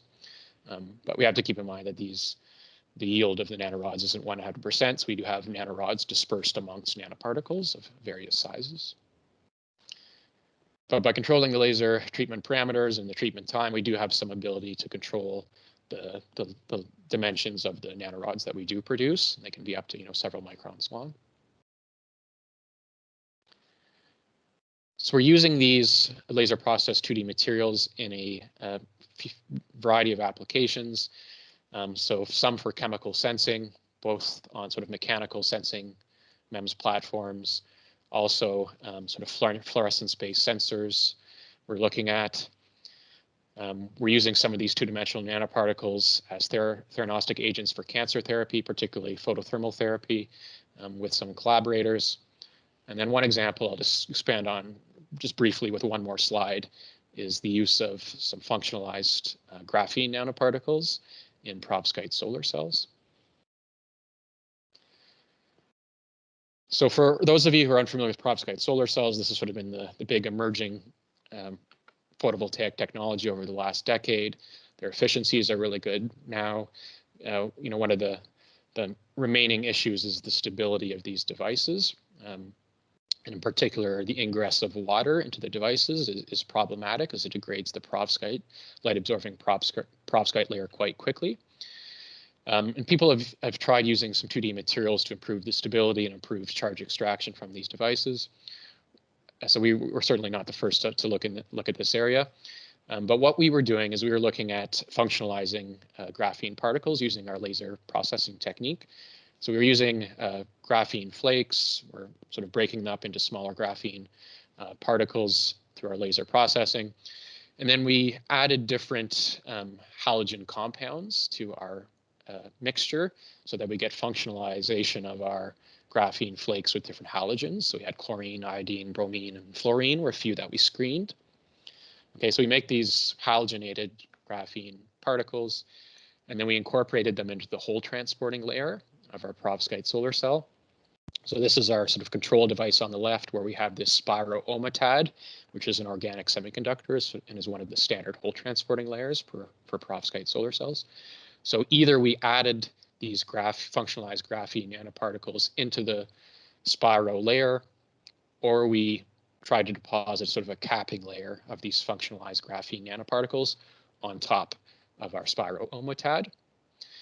And what we find is that these functionalized graphene nanoparticles increase the hydrophobicity of this whole transporting layer. And you can see that through contact angle measurements. And depending on the halogen that was used to functionalize the nanoparticles and the extent of functionalization, we saw different contact angles. And we found the best for, I believe it was chlorine and iodine, seemed to improve or minimize the water ingress through the whole port layer the most. So down below, you can see a plot of the stability of the perovskite solar cell while sitting in ambient conditions over a few thousand hours. So the black data is for a controlled perovskite solar cell. And what this is plotting is the absorbance at 550 nanometers, which is where the light-absorbing perovskite layer absorbs light. And we can see over sort of the first 1,000 hours in our control device, the perovskite is degrading due to the ingress of water. Whereas if we've added these functionalized or halogenated graphene nanoparticles, we delay this degradation of the perovskite layer significantly. Kevin, you have 2 minutes. Perfect, thank you. So I'll just finish by sort of noting some potential collaborations, some thoughts on my side. So what my group can provide is we can provide metal oxide coatings, we can provide functionalized two-dimensional nanoparticles. Of course, we can make devices as well. That's one of the things we do well. Sort of things we would be interested in is sort of novel characterization methods for the materials that we work with. And also, I made a brief reference to combinatorial and high throughput approaches. I mentioned how we're making compositional and thickness gradient films to sort of enable this, and we're exploring this in a few different areas of our research. So also interested in looking to collaborators for applications of machine learning to some of our combinatorial approaches. And with that, thank you again for the opportunity to speak, and I'm happy to take any questions. Fantastic. Thank you. Are there any questions? Arindam has a question. Go ahead, Arindam. Yeah, can you hear me? Yep, I can hear you. Okay, well, it was an excellent talk. I just wanted to quickly ask about the ALD part of it and whether you have used this in the field effect devices as the dielectric layer, whether it's possible on, say, graphene or 2D material-based electronic devices, and if so, what is the minimum thickness that one can actually achieve? Yeah, so that's a very good question. So actually, it's a good question because that was one of the first applications for these films. So I personally haven't used it in TFTs, but some of the first people to make these spatial ALD oxide films, there was Kodak actually had a research division that was doing this back about 10 years ago, and they were making zinc oxide and maybe IGZO films, and they were using them in transistors and studying them. So if you're interested, email me and I can always send you a couple papers on the work that they did. And in terms of minimum thickness, it is an ALD process. We do find there's a nucleation period to get a complete film on our surface, but sort of we're regularly making films that are sort of 5 nanometers thick. If we go thinner, it's a bit of trial and error, whether we're going to end up with 3 nanometers or 4 nanometers. But we can certainly go below 10 nanometers fairly easily. All right, lovely. Thank you. Pawan, quick question. Okay, so is there any effort at all in the ALD community to grow more complex oxides on a large scale, like barium titanate or these kinds of things? Yeah, I know some people are certainly working in that space. We've mainly worked with binary oxides, but we have often introduced a second metallic component, like zinc oxide. We've doped with magnesium, for example, to adjust its conduction band position levels. So certainly people, we've done some ternary oxides and others are investigating this space for sure. Okay, thanks. Okay. Thank you, Kevin, for an excellent talk. So we'll move on to the next speaker. Next speaker is Mayank Shrivastava from IISc, and he has a new title. The title is Technology and Reliability Challenges for 2D Materials-Based Quantum Enhanced Systems. Mayank, go ahead. Thank you. Thanks to the organizers for inviting me for this talk.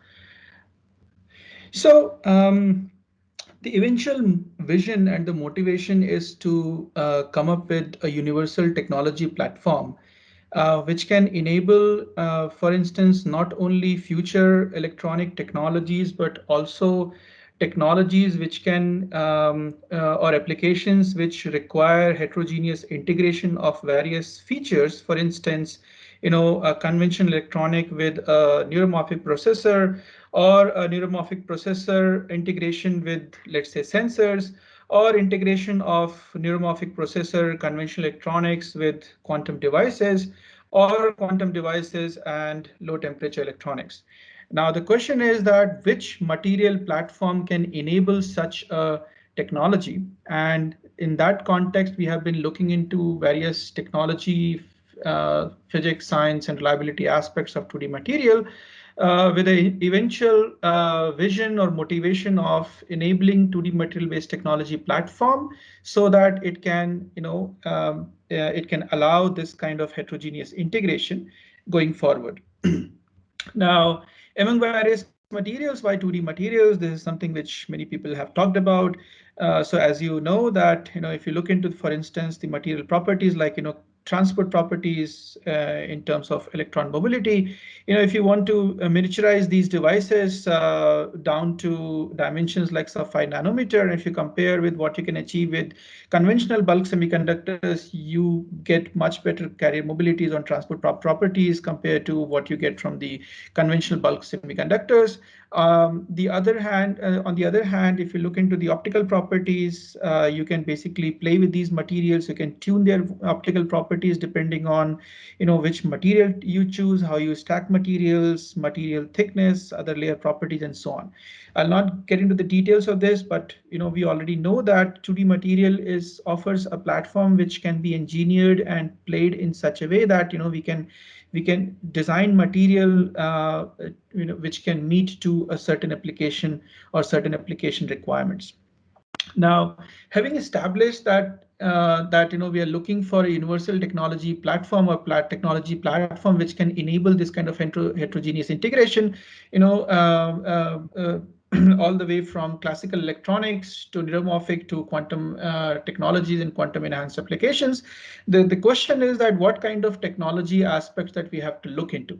So let's quickly look into the basic building blocks. If you look into the basic building blocks of these future applications are going to be either, it could be, for instance, it starts from classical transistors, memories, then you have quantum bits, or you have single photon detectors, or you have single photon emitters. The point I'm trying to highlight is that the technological challenges are pretty much universal across all these device types or all these basic building blocks. So if you are able to address these fundamental technological challenges, we are basically able to enhance performance across all building blocks.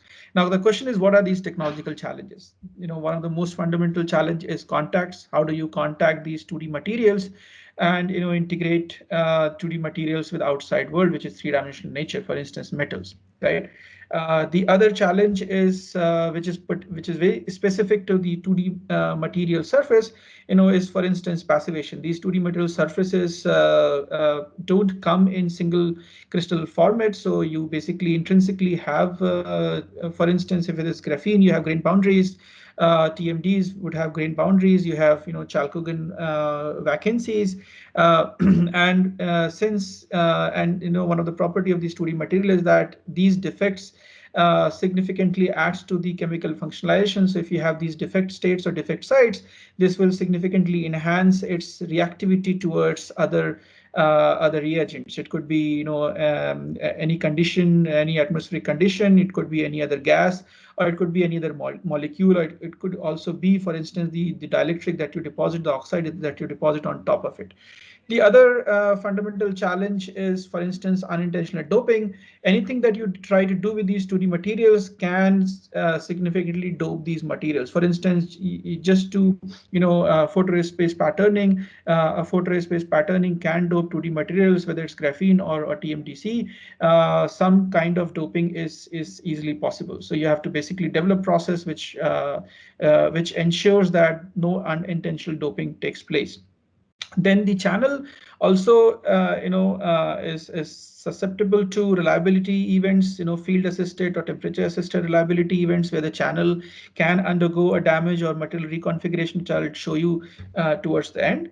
And then one of the very important aspect, which has been a fundamental challenge for many years, is basically enabling both N-type and P-type operation, whether you need a CMOS behavior, whether you need a low temperature electronics for driving quantum devices, you need both N-type and P-type transistors, or even if you need these optoelectronic devices where you may need these heterojunctions or NOP junctions of these N-type and P-type TMDCs, you need N-type and P-type channel. And achieving, for instance, most of the 2D materials demonstrate or often demonstrate N-type operation, but achieving a controllable P-type operation has always been a challenge, or achieving a P-channel operation which gives you similar performance as the N-channel performance or N-channel transistor performance has always been a challenge. There are a couple of other technological challenges as well, which I have not considered in this talk in the interest of time. For instance, growth of these materials or heterostructure growth of these 2D materials, growing oxides on top of these 2D materials and so on. So keeping these challenges in mind, here is an outline of my talk. I'll first talk about the aspects related to contacts. I'll talk about the quantum chemistry of contacts and how do we engineer or improve these contacts. And as a function of that, how could we or how did we achieve record low contact resistance and record high performance of graphene and TMDC transistors.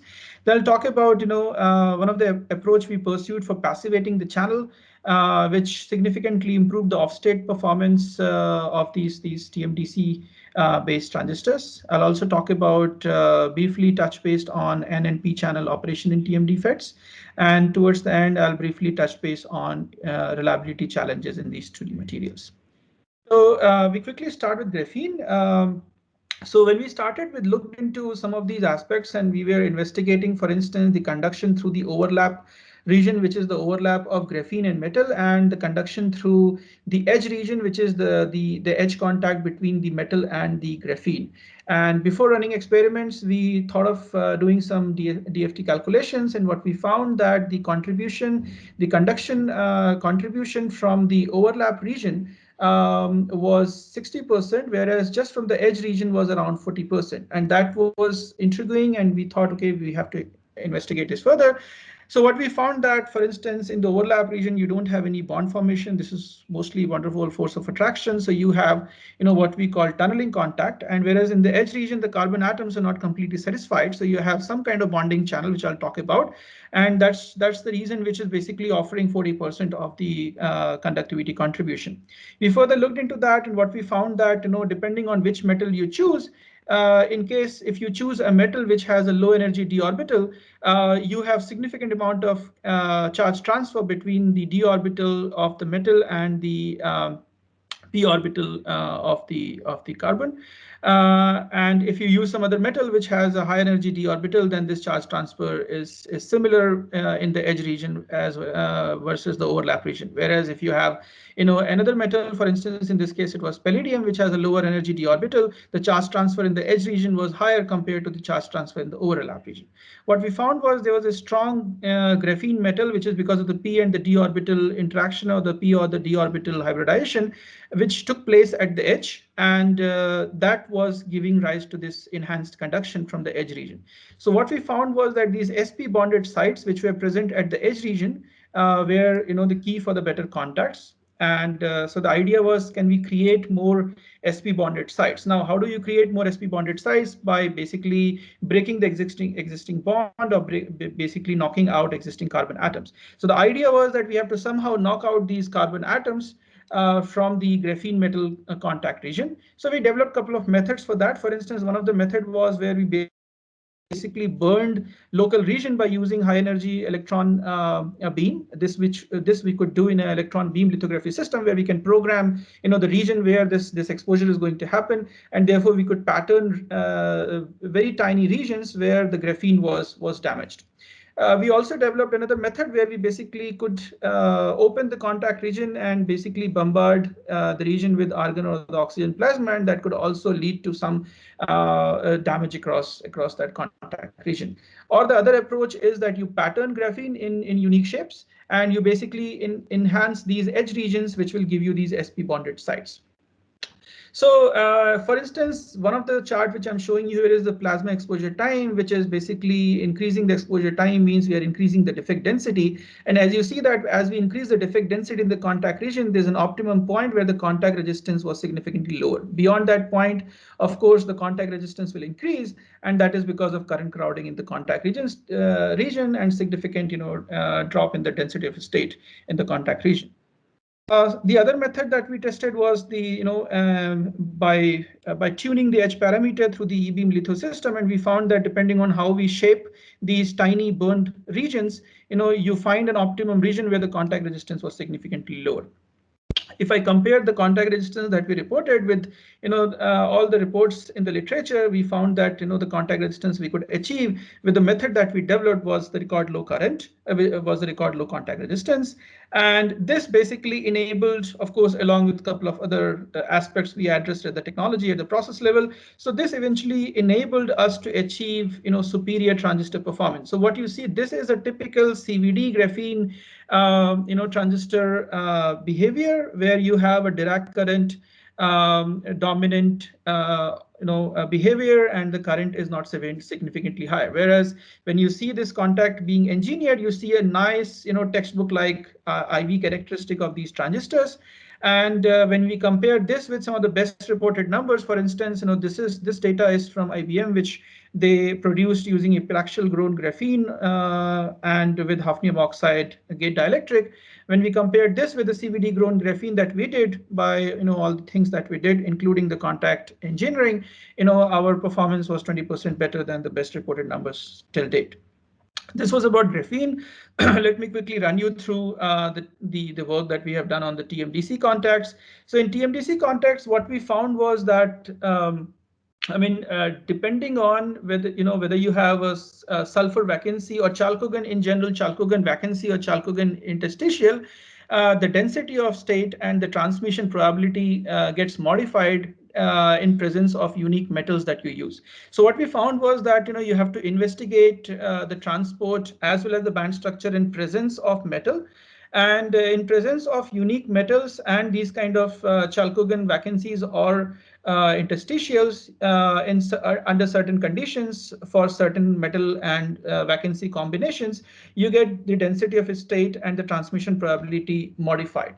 The reason for that was when we further investigated and we did some band structure calculations with these vacancies or interstitials and metal atoms nearby, what we found that there are unique mid-gap states being created, and these mid-gap states, the location of these mid-gap states strongly depend on which vacancy or which interstitial we are dealing with and what metal we are dealing with. So there's a strong function of these mid-gap states and high density of state across these mid-gap states being created, and they were function of metal and the kind of vacancy and the interstitial we are talking about. I'll not get into the detail, but basically the point I'm trying to highlight was that we found that having a chalcogen interstitial, and in principle, we found that sulfur interstitial was better than selenide interstitial in this case. So having a sulfur interstitial and the right metal is the way to engineer contacts in TMDs, which I'll show you next. We also basically did some Mulligan chart population calculations and a couple of other transport calculations, and we found that again that's true. So you have maximum charge transfer under certain scenarios, which means you have to choose the right metal and the right interstitial to get the maximum charge transfer. So basically, we boiled down this to sulfur interstitial because processing this was easier. We can introduce sulfur interstitial. We developed this dry low temperature process where the H2S, which is also the precursor for growing these TMDCs, breaks down on top of the surface at lower temperature. And then when you put the metal, the hydrogen will evaporate or will leave, and you have these sulfur interstitials being present under the metal. What we found that just doing this exposure it doesn't change the material. So the Raman and the PL behavior remained the same. The only thing what we found from the Raman and the XPS spectra, for instance, there was lower defect density, which means it was also passivating the existing defect. As you know that these TMD surfaces are full of Chalcogen vacancies, and these Chalcogen vacancies result into shallow donor states, which is basically responsible for this electron conduction or N-type conduction of these most of these TMDCs. So we found that it also passivates the defect. And the XPS spectra also showed that there are new S species, which confirms further that these S species are sticking on top of the surface, and therefore we can say that this is more stable dry process compared to many of the other wet chemical processes developed for doing doping of these contact agents. So when we process devices using this method, of course, we had to optimize a lot of parameters in terms of this exposure time, temperature, vapor pressure, and so on and so forth. But after this optimization, we were able to basically achieve record low contact resistance compared to any number reported in the literature so far. And this record low contact resistance and the passivation of the surface through this H2S treatment on the channel region allowed us to basically achieve superior transistor performance in all the cases. So what you see here is that these are the devices. The first row are the devices which are only the contact engineered, and what you see is that independent of which material you choose, whether you have moly or tungsten based sulfide or selenide, you have the transistor performance which significantly better than the one without any contact engineering. And and when you also do this treatment in the channel region, you also improve the off-state behavior, which I'll talk about next. And that's because of the passivation of these sulfur vacancies which were present, or the Chalcogen vacancies which were present in the channel.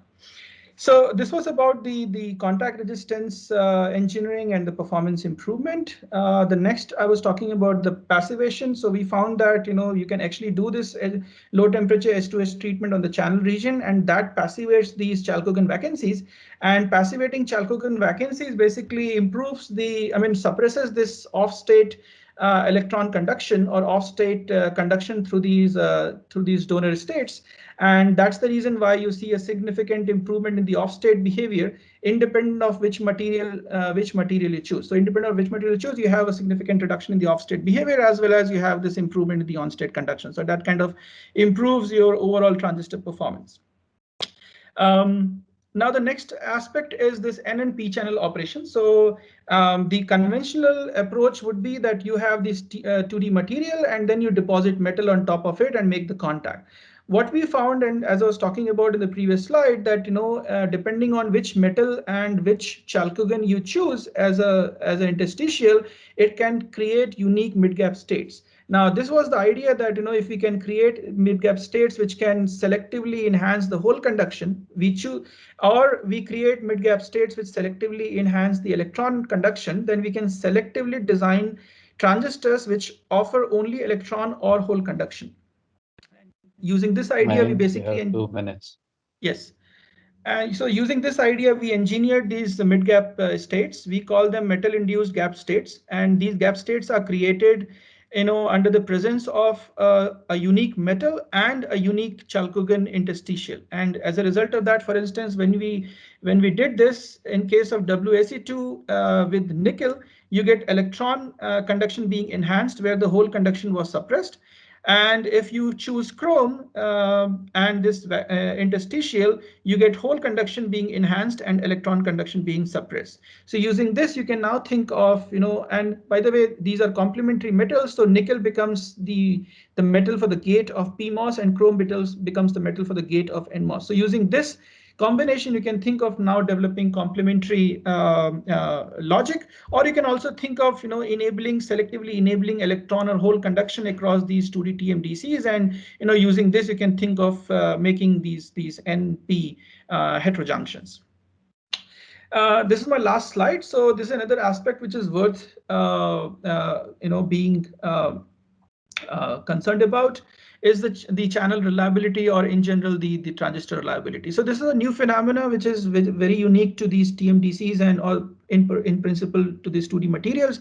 What we found was, I'm showing you a slide on a TM on our investigations on TMDC, but we found that there's something similar which exists in graphene as well. So TMDCs and graphene in general fail as a function of time. So if you apply stress across the channel, after certain time stress, the device will fail, the channel will fail. This is very unique. This doesn't exist in conventional bulk semiconductors like silicon, germanium.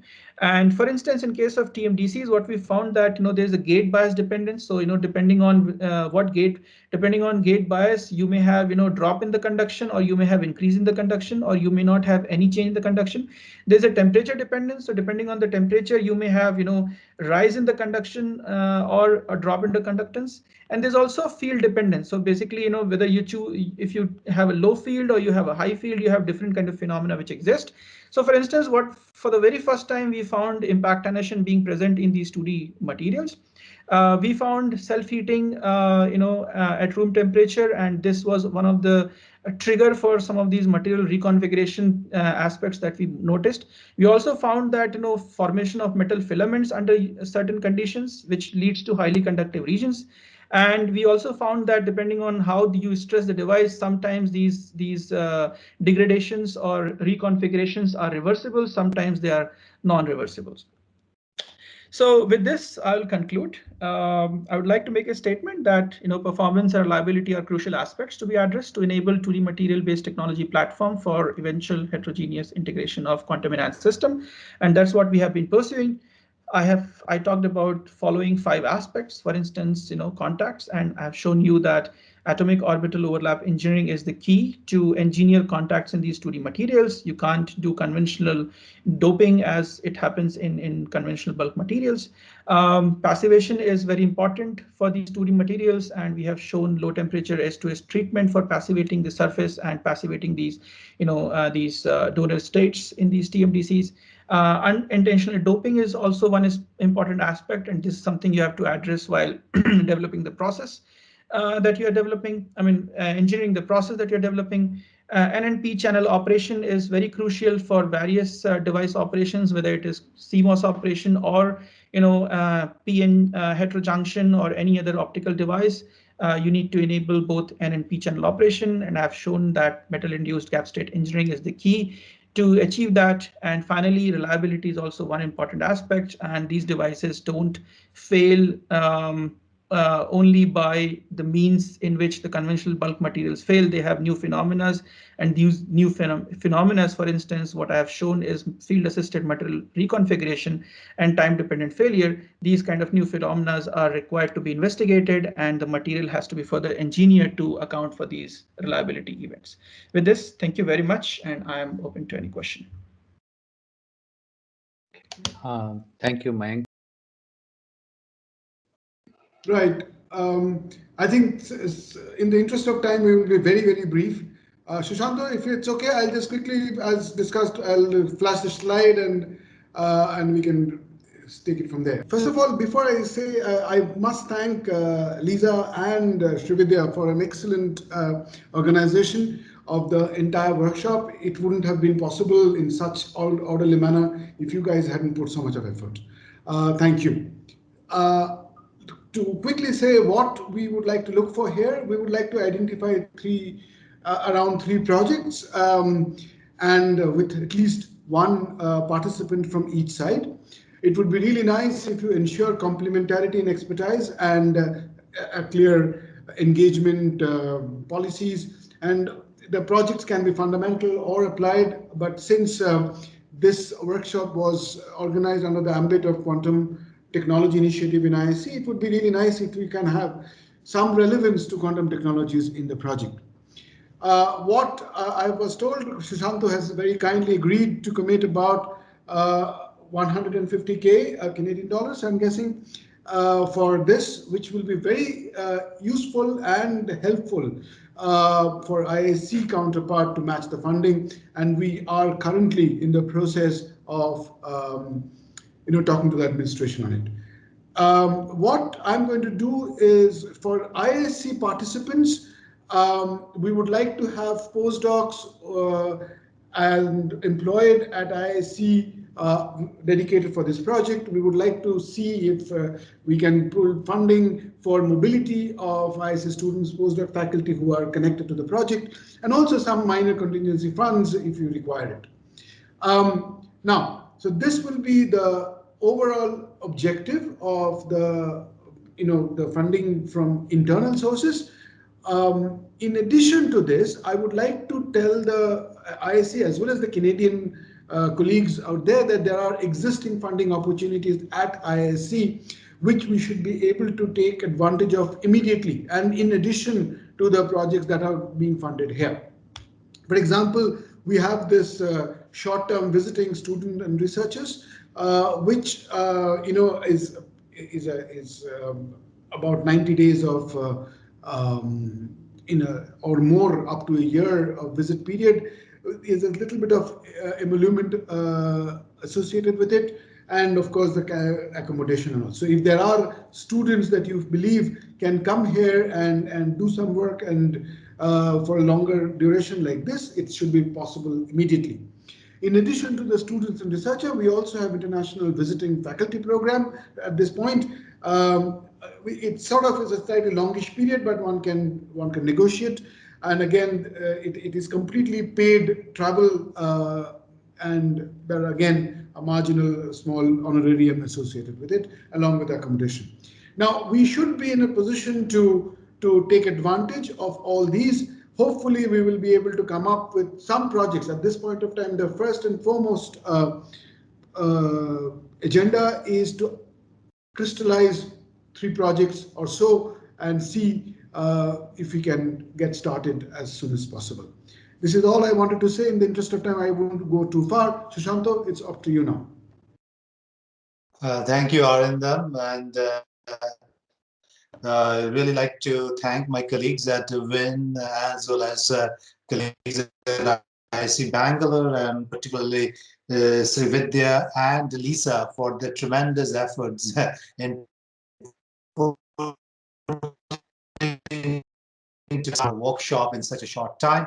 Just to add on what Arindam mentioned, once we get some nitty-gritty details about the joint call, which will come out soon. So it will be a call to a community, and people will be able to submit their proposals. And on top of that, we also have a WIN-IISc. MITAX is a global mobility platform for students, postdocs. So we will able to utilize WIN-IISc for our graduate students, those going from WIN to IISc Bangalore, as well as IISc Bangalore to here through that program, which gives generous funding as well, close to $6,000 on top of having these kind of short period, 4 months, where a student can accompany a faculty member as we are working towards these joint proposals and programs. So